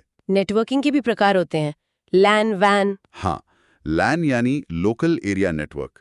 ये एक छोटी जगह जैसे एक ऑफिस या घर के कंप्यूटर्स को जोड़ता है। ठीक है। वैन यानी वाइड एरिया नेटवर्क। ये बड़े इलाके जैसे शहर या देशों को जोड़ता है। इंटरनेट एक बहुत बड़ा वैन है। भारत का आयरनडोनेट या ATM नेटवर्क भी वैन के उदाहरण है। और मैन, पैन भी होते हैं। हाँ, मैन यानी मेट्रोपॉलिटन एरिया नेटवर्क, जो एक शहर को कवर करता है। और पैन यानी पर्सनल एरिया नेटवर्क, जो बहुत छोटी दूरी जैसे ब्लूटूथ कनेक्शन के लिए होता है। दुनिया का पहला कंप्यूटर नेटवर्क कौन सा था? वो था ARPANET, 1969 में अमेरिका में शुरू हुआ था। और भारत में इंटरनेट आम लोगों के लिए कब आया? भारत में VSNL ने 15 अगस्त 1995 को आम जनता के लिए इंटरनेट सेवा शुरू की थी। www world wide web. इसके पीछे कौन थे? इसके आविष्कारक थे टिम बर्नर्स-ली। उन्होंने ही वेब ब्राउजर और सर्वर का कॉन्सेप्ट दिया। हम रोज ब्राउजर इस्तेमाल करते हैं, पहला ग्राफिकल ब्राउजर कौन सा था? वो था मोज़ेक, और जानकारी खोजने के लिए हम सर्च इंजन इस्तेमाल करते हैं, जैसे गूगल। गूगल का पुराना नाम कुछ और था शायद। हाँ, उसका नाम पहले बैकरब था। याहू भी एक पुराना सर्च इंजन है। और इंटरनेट से जुड़ने के लिए एक डिवाइस लगता है, मॉडेम। जी, मॉडेम। ये टेलीफोन लाइन के एनालॉग सिग्नल को कंप्यूटर के डिजिटल सिग्नल और डिजिटल को एनालॉग में बदलता है। Modulator, demodulator. ठीक है, लेकिन ये जो जुड़ाव है, इंटरनेट है, इसके साथ खतरे भी तो बहुत हैं। Virus, hacking. बिल्कुल। सुरक्षा एक बहुत बड़ा मुद्दा है। वायरस, इसका पूरा नाम है vital information resource under seize. अच्छा, ये तो मुझे नहीं पता था। हाँ, ये असल में एक सॉफ्टवेयर प्रोग्राम ही होता है जो नुकसान पहुंचाने के लिए बनाया जाता है। क्रीपर पहला वायरस माना जाता है। सी ब्रेन भी एक शुरुआती वायरस था। और हैकर्स? हैकर वो लोग होते हैं जो बिना इजाजत आपके कंप्यूटर सिस्टम में घुसने की कोशिश करते हैं। इनमें अच्छे इरादे वाले भी होते हैं, जिन्हें व्हाइट हैट हैकर कहते हैं, जो कमियां ढूंढकर बताते हैं। और बुरे इरादे वाले? उन्हें ब्लैक हैट हैकर कहते हैं। फिर मालवेयर होते हैं, जैसे वर्म्स, जो खुद अपनी कॉपी फैलाते हैं, या ट्रोजन, जो दिखने में सही लगते हैं पर नुकसान करते हैं। इनसे बचने के लिए क्या तरीके हैं? एक तो फायरवॉल होता है। ये आपके नेटवर्क और बाहरी इंटरनेट के बीच एक दीवार की तरह काम करता है और गलत ट्रैफिक को रोकता है। और एंटीवायरस? हाँ, एंटीवायरस सॉफ्टवेयर जैसे नॉर्टन, मैकफी, क्विक हील, ये वायरस और मालवेयर को पहचान कर हटाते हैं। फिशिंग भी बहुत सुना है आजकल। जी, फिशिंग एक तरह का ऑनलाइन धोखा है। इसमें नकली ईमेल या वेबसाइट के जरिए आपकी पर्सनल जानकारी, जैसे पासवर्ड या बैंक डिटेल्स, चुराने की कोशिश की जाती है। और स्पैम, वो बेकार के ईमेल्स। हाँ, स्पैम मतलब अनचाहे बल्क ईमेल, ज्यादातर विज्ञापन वाले, जंक ईमेल भी कहते हैं। तो कुल मिलाकर हमने देखा कि कैसे एक साधारण गणना करने वाली मशीन से शुरुआत हुई, हाँ, और आज कंप्यूटर हमारी जिंदगी का सूचना क्रांति का आधार बन गया है। इसकी पीढ़ियां बदली, मेमोरी की क्षमता आसमान छू रही है, सॉफ्टवेयर अनगिनत काम कर रहे हैं। और नेटवर्किंग में सबको जोड़ दिया है। बिल्कुल। सुपर कंप्यूटर जहां जटिल वैज्ञानिक समस्याओं को सुलझा रहे हैं, वहीं क्वांटम कंप्यूटर भविष्य की कंप्यूटिंग की दिशा तय कर सकते हैं। लेकिन हाँ, साइबर सुरक्षा एक ऐसी चुनौती है जो हमेशा बनी रहेगी। सही कहा। तो यहाँ हम अपने श्रोताओं के लिए जी। एक सवाल छोड़ जाते हैं। जी। जैसे जैसे आर्टिफिशियल इंटेलिजेंस यानी एआई और क्वांटम कंप्यूटिंग और बेहतर होती जा रही हैं, क्या आपको लगता है कि मशीनें कभी इंसानों जैसी रचनात्मकता या चेतना, मतलब कॉन्शियसनेस, हासिल कर पाएंगी? ये बड़ा सवाल है। और अगर हाँ, तो हम इंसानों के लिए, मानवता के लिए इसके क्या मायने होंगे? इस पे सोचिएगा जरूर। सोचने वाली बात है। अगली बार फिर मिलेंगे एक नए विषय के साथ। नमस्कार। नमस्कार। की दुनिया सचमुच हैरान करने वाली है। हाँ बिल्कुल। आज हमारे सामने जो स्रोत हैं वे हमें नैनो जितनी छोटी चीज़ों से लेकर अब देखिए बड़ी राष्ट्रीय प्रयोगशालाओं, अंतर्राष्ट्रीय समझौतों और रोज़मर्रा की तकनीक तक ले जा रहे हैं। जी। तो चलिए इस जानकारी के खजाने में थोड़ी गहराई से उतरते हैं और देखते हैं कि क्या दिलचस्प बातें सामने आती हैं। बिल्कुल, दायरा तो बहुत ही बड़ा है। मतलब सूक्ष्म कणों के अध्ययन से लेकर विशाल अंतरिक्ष परियोजनाओं और वैश्विक संधियों तक सब कुछ है इसमें। हाँ, और ये देखना वाकई दिलचस्प है कि विज्ञान और तकनीक हमारे आज और आने वाले कल को कैसे गढ़ रहे हैं। तो शुरुआत करें नैनो टेक्नोलॉजी से। जी करते हैं। 1974 में प्रोफेसर नोरियो तानीगुची ने ये शब्द दिया था, और नैनो कण का मतलब है कि उसका कम से कम एक हिस्सा 10⁻⁻7 मीटर से भी छोटा हो। अविश्वसनीय रूप से छोटा है ना? सूची जरा। और इस छोटी सी दुनिया का असर देखिए कितना बड़ा है, खासकर स्वास्थ्य सेवाओं में। अच्छा, कैसे? देखिए, नैनो तकनीक दवा को सीधे बीमार कोशिकाएं तक पहुंचाने में मदद कर सकती है। इसे टारगेटेड ड्रग डिलीवरी कहते हैं। ओह, टारगेटेड ड्रग डिलीवरी। जी, इसमें नैनो कण दवा के वाहक बन जाते हैं और सिर्फ वही असर करते हैं जहां जरूरत है, मतलब स्वस्थ कोशिकाओं को बचाते हुए। वाह। और इसमें ये जो कार्बन नैनो ट्यूब हैं वो बहुत काम के हैं। ये दवा ले जा सकते हैं, बायोकेमिकल सेंसर बन सकते हैं, और अच्छी बात ये कि ये बायोडिग्रेडेबल भी हैं। हाँ हाँ, बायोडिग्रेडेबल होना ये कितना महत्वपूर्ण है, खासकर शरीर के अंदर इस्तेमाल के लिए। अरे बहुत महत्वपूर्ण। इससे शरीर में कोई हानिकारक चीज जमा होने का खतरा कम हो जाता है। मतलब ये तकनीक को ज्यादा सुरक्षित बनाता है। दिलचस्प है। और देखिए तकनीक कहाँ तक पहुंच गई है। नैनो प्लग नाम का सुनने का एक बेहद छोटा उपकरण। जी।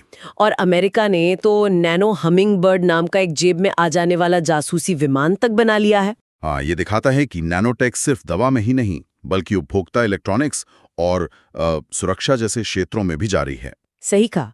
और ये सब उन्नत तकनीकें जाहिर है विज्ञान की गहरी समझ पर ही टिकी है। बिल्कुल।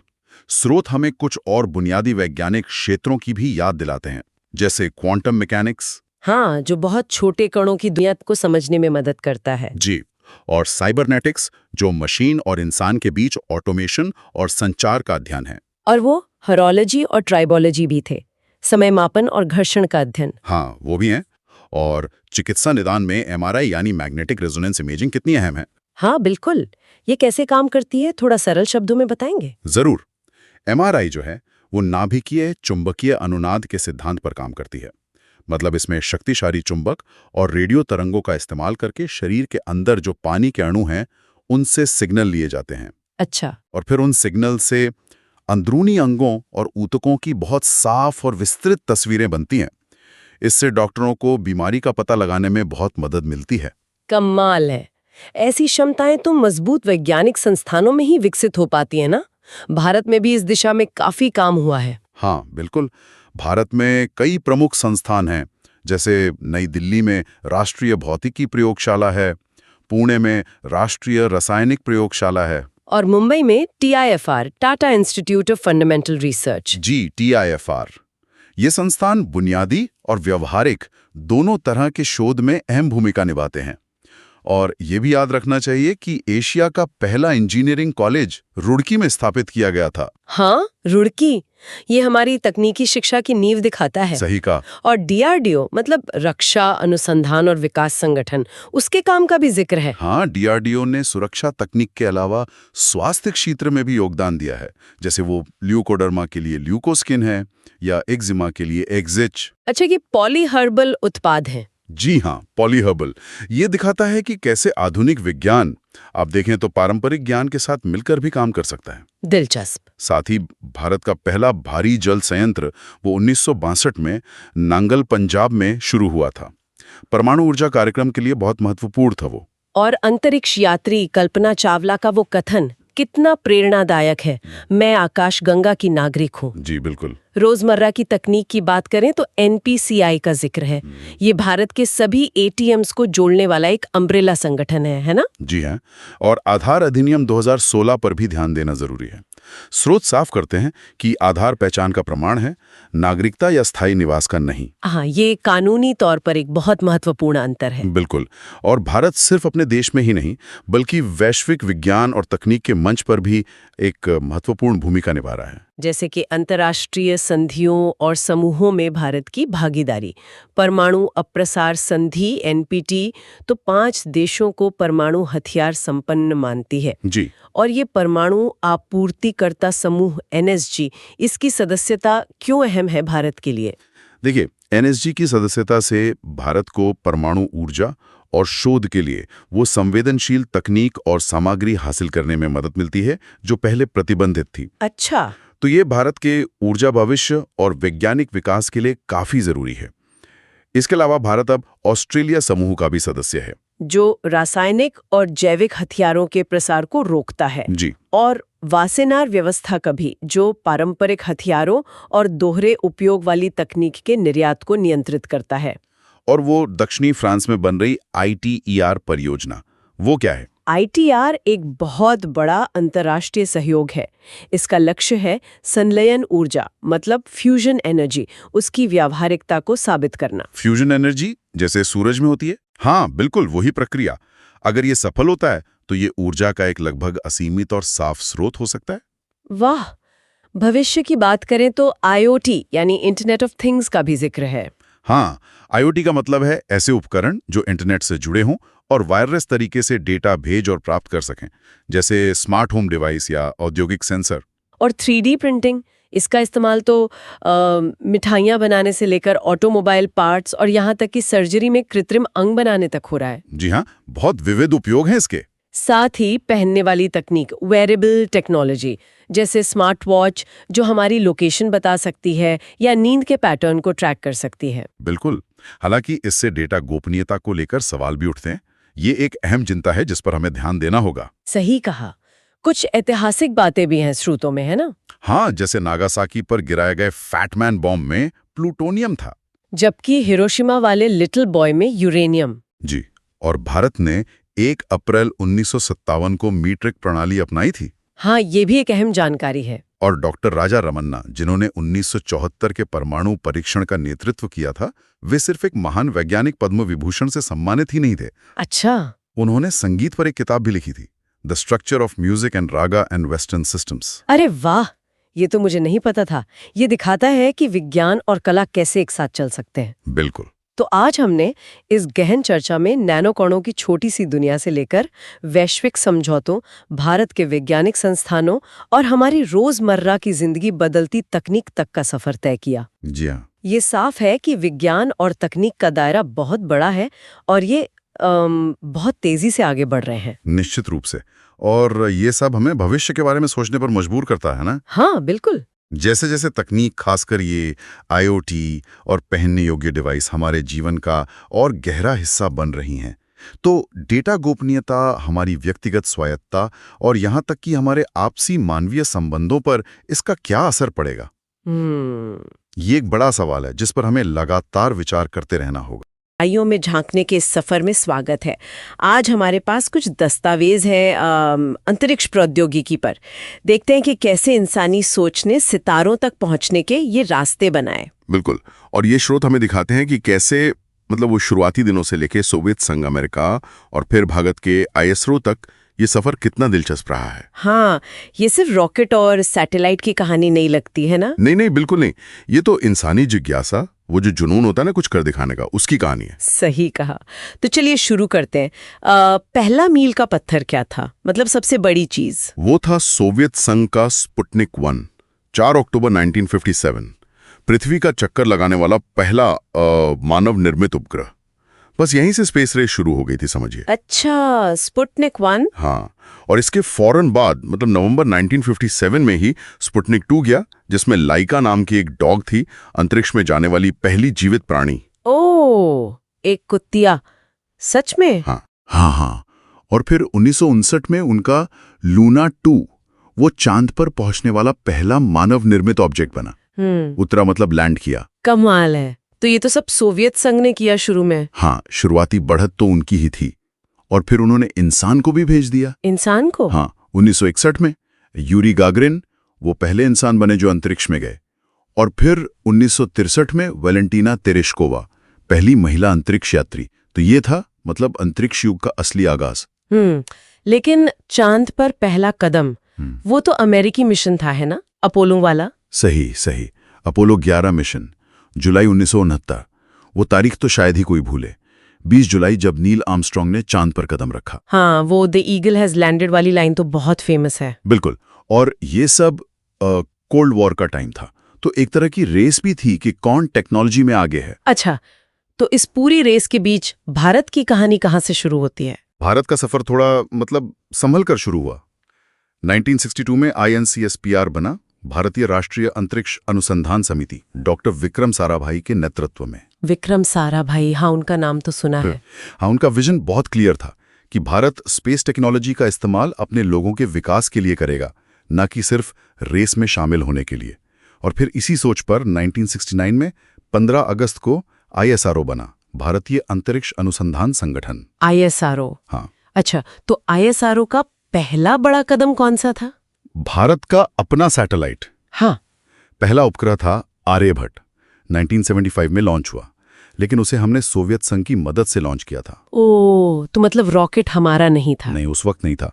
असली आत्मनिर्भरता वाला मोमेंट आया 1980 में, 18 जुलाई 1980, जब भारत ने अपने खुद के रॉकेट SLV-3 से रोहिणी RS-1 सैटेलाइट को ऑर्बिट में पहुंचाया। SLV-3? ये हुई ना बात? हाँ, ये बहुत बड़ी बात थी उस टाइम पे। इससे भारत दुनिया का छठा देश बन गया जिसके पास अपनी सैटेलाइट लॉन्च करने की क्षमता थी। और फिर 1994 में राकेश शर्मा अंतरिक्ष गए, पहले भारतीय। तो SLV-3 ने शुरुआत की, लेकिन ISRO का नाम असल में चमका तो PSLV से। क्यों? वो सबसे भरोसेमंद रॉकेट माना जाता है ना? बिल्कुल सही। PSLV यानी पोलर सैटेलाइट लॉन्च व्हीकल, ये ISRO का वर्क हॉर्स है।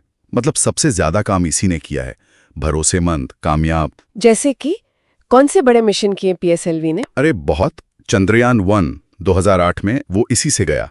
फिर मंगलयान MOM 2013 में, वो भी PSLV ने ही लॉन्च किया। मंगलयान, वो तो कमाल ही था, पहले ही अटेम्प्ट में मंगल तक। हाँ, और बहुत कम लागत में। पूरी दुनिया हैरान रह गई थी।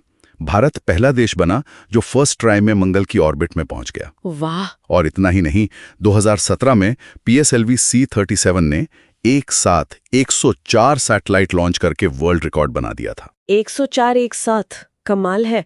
अच्छा, ये तो हुआ PSLV। और भारी सैटेलाइट्स के लिए? उसके लिए GSLV है ना? हाँ, GSLV, जियो सिंक्रोनस सैटेलाइट लॉन्च व्हीकल। ये जो हमारे कम्युनिकेशन सैटेलाइट होते हैं ना, जो टीवी, फोन वगैरह के लिए जरूरी हैं, हाँ। उन्हें पृथ्वी से बहुत ऊपर, करीब 36,000 किलोमीटर दूर जियो स्टेशनरी ऑर्बिट में पहुंचाने के लिए GSLV का इस्तेमाल होता है। अच्छा, जियो स्टेशनरी मतलब वो जो पृथ्वी के साथ घूमते हैं, एक ही जगह टिके रहते हैं। बिल्कुल, ताकि हमारा एंटेना हमेशा सैटेलाइट की तरफ रहे। तो इसके लिए ज्यादा पावरफुल रॉकेट चाहिए। हाँ। और यहीं पर वो क्या कहते हैं, क्रायोजेनिक इंजन की बात आती है। हाँ, ये क्रायोजेनिक इंजन का मैंने सुना है कि ये टेक्नोलॉजी बहुत मुश्किल है। आइसरो ने इसे खुद बनाया? बेहद मुश्किल। क्रायोजेनिक इंजन में लिक्विड हाइड्रोजन और ऑक्सीजन इस्तेमाल होती है, वो भी बहुत ही कम तापमान पर, माइनस में। इस टेक्नोलॉजी को मास्टर करना आइसरो के लिए एक बहुत बड़ी चुनौती थी। कई साल लगे, लेकिन उन्होंने कर दिखाया। तो अब हमारे GSLV में अपना क्रायोजेनिक इंजन लगता है। हाँ, जो GSLV MK3 है, जिसने चंद्रयान 2 को 2019 में लॉन्च किया था, उसमें स्वदेशी क्रायोजेनिक अपर स्टेज ही इस्तेमाल हुआ। ये भारी सैटेलाइट लॉन्च करने में हमारी आत्मनिर्भरता का सबूत है। ये तो बहुत बड़ी उपलब्धि है। और आजकल हम नेविगेशन के लिए भी दूसरों पर निर्भर नहीं है। सही, अपना GPS जैसा कुछ है? हाँ, नेविगेशन विद इंडियन कॉन्स्टलेशन। पहले इसे IRNSS कहते थे। ये अमेरिका की GPS जैसा ही भारत का अपना रीजनल नेविगेशन सिस्टम है। रीजनल मतलब पूरे ग्लोब पर नहीं? नहीं, ये भारत और उसके आसपास के लगभग 1500 किलोमीटर के एरिया को कवर करता है, लेकिन उस एरिया में बहुत सटीक जानकारी देता है। अच्छा, तो ये किस किस के काम आता है? सबके, सेना के लिए तो है ही, पर आम लोगों के लिए भी, जैसे गाड़ियों की ट्रैकिंग, समुद्री नेविगेशन, मछुआरों के लिए आपदा प्रबंधन में बहुत सारे इस्तेमाल है। अपना नेविगेशन सिस्टम होना स्ट्रैटेजिकली बहुत जरूरी है। भारत ऐसा करने वाला दुनिया का 5वां देश है। तो स्पुतनिक से शुरुआत, फिर चांद, मंगल और अब अपना नेविगेशन सिस्टम। ये सफर तो वाकई कमाल का रहा है। बिल्कुल, और सोचने वाली बात यह है कि ये टेक्नोलॉजी सिर्फ अंतरिक्ष तक ही सीमित नहीं रही। इसने जमीन पर हमारी जिंदगी को कितना बदला है। सही बात है। आज हम कम्युनिकेशन, मौसम की जानकारी, टीवी, मैप्स, यहाँ तक कि खेती और सुरक्षा, सब में स्पेस टेक का इस्तेमाल कर रहे हैं। हाँ, ये हमारी रोजमर्रा की जिंदगी का हिस्सा बन चुकी है। और अब आगे क्या?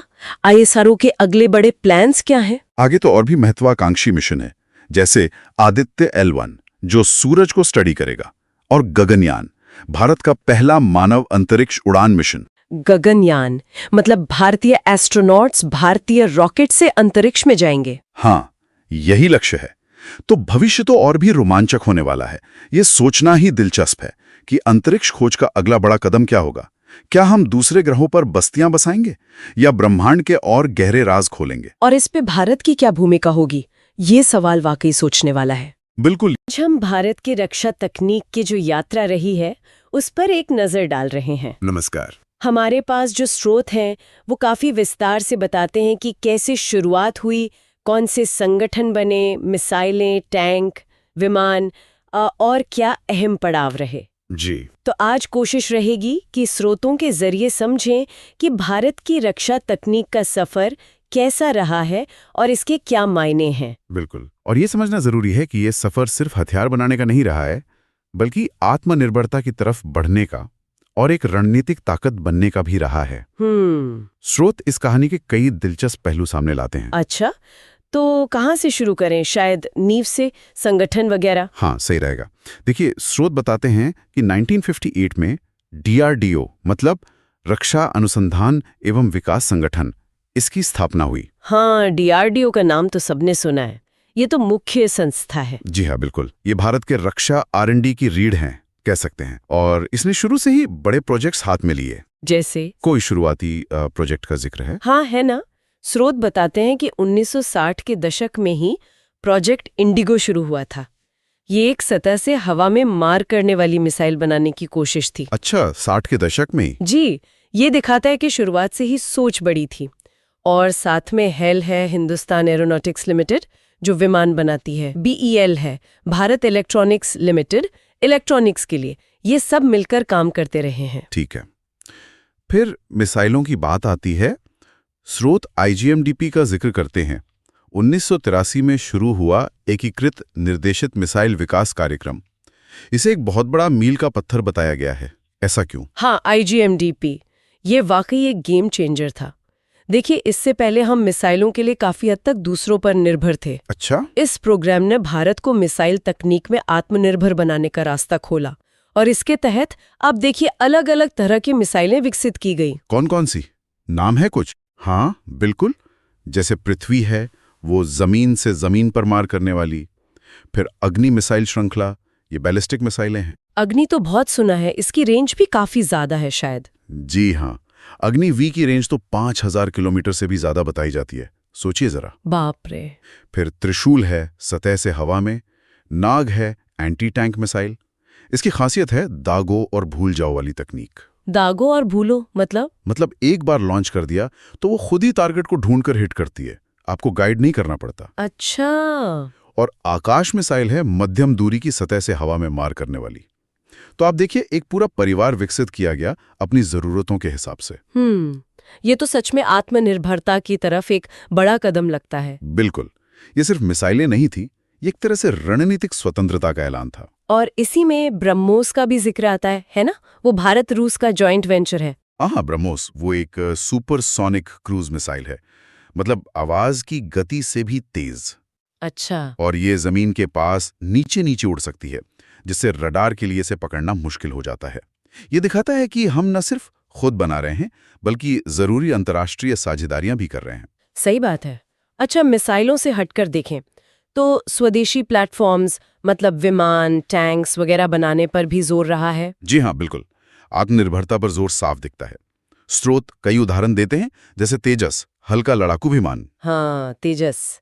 इसका विकास तो काफी लंबा चला। हाँ, चुनौतीपूर्ण रहा, लेकिन आखिरकार ये स्वदेशी क्षमता का प्रतीक बना। इसी तरह अर्जुन टैंक है, हमारा मुख्य युद्धक टैंक, और ध्रुव हेलीकॉप्टर, एडवांस्ड लाइट हेलीकॉप्टर। ये सब उदाहरण हैं कि जमीन और हवा दोनों के लिए स्वदेशी समाधान बनाने की कोशिश हुई है।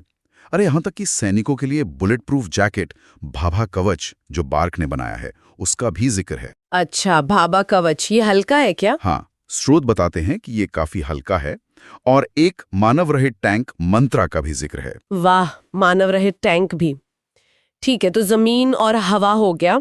अब जरा नौसेना की बात करें। समुद्री सीमाएं भी तो बहुत महत्वपूर्ण है। हाँ, नौसेना पर भी काफी ध्यान दिया गया है। प्रोजेक्ट 75 का जिक्र है स्रोतों में। प्रोजेक्ट 75? हाँ। ये क्या है? इसके तहत फ्रांस के सहयोग से स्कॉर्पियन क्लास की पनडुब्बियां देश में ही बन रही हैं, जैसे INS कलवरी। अच्छा, पनडुब्बियां। ये तो पानी के नीचे की ताकत बढ़ाती हैं। बिल्कुल। और फिर परमाणु क्षमता की बात आती है। भारत की पहली स्वदेशी परमाणु पनडुब्बी INS अरिहंत। हाँ, अरिहंत। इसका क्या मतलब है? मतलब महत्व क्या है? अरिहंत का मतलब है शत्रु का नाश करने वाला। और इसका महत्व यह है कि यह परमाणु हथियार ले जाने वाली पनडुब्बी है। इससे भारत को पानी के नीचे से भी परमाणु मिसाइल दागने की क्षमता मिल गई। ओहो, तो मतलब अब जमीन, हवा और पानी तीनों जगह से परमाणु हमला करने की क्षमता। जी, इसे ही न्यूक्लियर ट्रायड कहते हैं। ये बहुत बड़ी रणनीतिक क्षमता है। और साथ में INS विक्रमादित्य का भी जिक्र है, विमानवाहक पोत। वो पहले रूस का था, एडमिरल गोर्शकोव। हाँ, याद आया। वो हमारी नौसेना की पहुंच और ताकत को काफी बढ़ाता है। सही है। अच्छा, ये सब जो तकनीकी तरक्की हुई, इसके पीछे कुछ बड़े रणनीतिक फैसले या घटनाएं भी रही होंगी। हाँ बिल्कुल। स्रोत पोखरण परमाणु परीक्षणों का जिक्र करते हैं। 1974 का स्माइलिंग बुद्धा और 1998 का ऑपरेशन शक्ति। हाँ, पोखरण तो इतिहास में दर्ज है। इनसे भारत एक परमाणु शक्ति बना। और हाल की बात करें तो 2019 का मिशन शक्ति, वो anti satellite missile test. Anti satellite मतलब सैटेलाइट को मार गिराने वाली मिसाइल? जी हाँ, दुश्मन के सैटेलाइट को अंतरिक्ष में ही नष्ट करने की क्षमता ये बहुत कम देशों के पास है। तो भारत अब उनमें से एक है। जी, ये एक बड़ी उपलब्धि थी। तो एक तरफ तो इतना जोर स्वदेशी पर है, खुद बनाने पर, लेकिन क्या हम अब भी बाहर से खरीदते हैं हथियार या तकनीक? हाँ, ये एक जरूरी सवाल है। और स्रोत बताते हैं कि हाँ, ऐसा होता है। देखिए, आत्मनिर्भरता तो लक्ष्य है, लेकिन सेना को फौरन जो चाहिए वो तो लेना पड़ता है ना। हाँ, बात तो सही। तो एक संतुलन साधा जाता है। जैसे फ्रांस से राफेल विमान लिए, रूस से सुखोई Su-30 MKI या मिग विमान लेते रहे हैं। इसराइल से बराक मिसाइल डिफेंस सिस्टम या फॉल्कन AWSAC रडार लिए हैं। तो ये एक तरह की मिलीजुली रणनीति है। बिल्कुल। स्वदेशी क्षमता भी बनाओ और जहां जरूरत हो वहां दुनिया में जो सबसे अच्छा है वो भी लाओ। समझ गया। तो अगर हम इस पूरी चर्चा को समेटें तो इन स्रोतों से भारत की रक्षा तकनीक की क्या तस्वीर उभरती है? क्या सार है इस यात्रा का? सार ये है कि भारत ने एक लंबा रास्ता तय किया है। शुरुआती दिनों में जब हम काफी हद तक बाहर पर निर्भर थे, वहां से लेकर आज हम खुद डिजाइन, विकास और उत्पादन पर जोर दे रहे हैं। मिसाइल तकनीक में आत्मनिर्भरता, नौसेना की बढ़ती ताकत, परमाणु क्षमता, ये सब इसके अहम हिस्से हैं। ये एक लगातार चलने वाली प्रक्रिया है जिसमें कोशिश है कि हम ज्यादा से ज्यादा आत्मनिर्भर बने और अपनी सेना को आधुनिक रखें। ठीक है। तो इस पूरी बातचीत के बाद एक सवाल मेरे मन में आ रहा है। ये स्रोत ज्यादातर पारंपरिक हथियारों की बात करते हैं, मिसाइल, टैंक, विमान, जहाज। हाँ, लेकिन आजकल युद्ध के तरीके बदल रहे हैं। Cyber warfare, space warfare, artificial intelligence, इनका महत्व बढ़ रहा है। तो क्या लगता है भारत की रक्षा तकनीक के विकास का अगला बड़ा फोकस इन नए क्षेत्रों पर होगा? इस पर सोचना चाहिए। ये बहुत मौजूद सवाल है और यकीनन भविष्य की रक्षा चुनौतियां इन्हीं क्षेत्रों में ज्यादा होंगी। इस पर सोचना जरूरी है। नमस्ते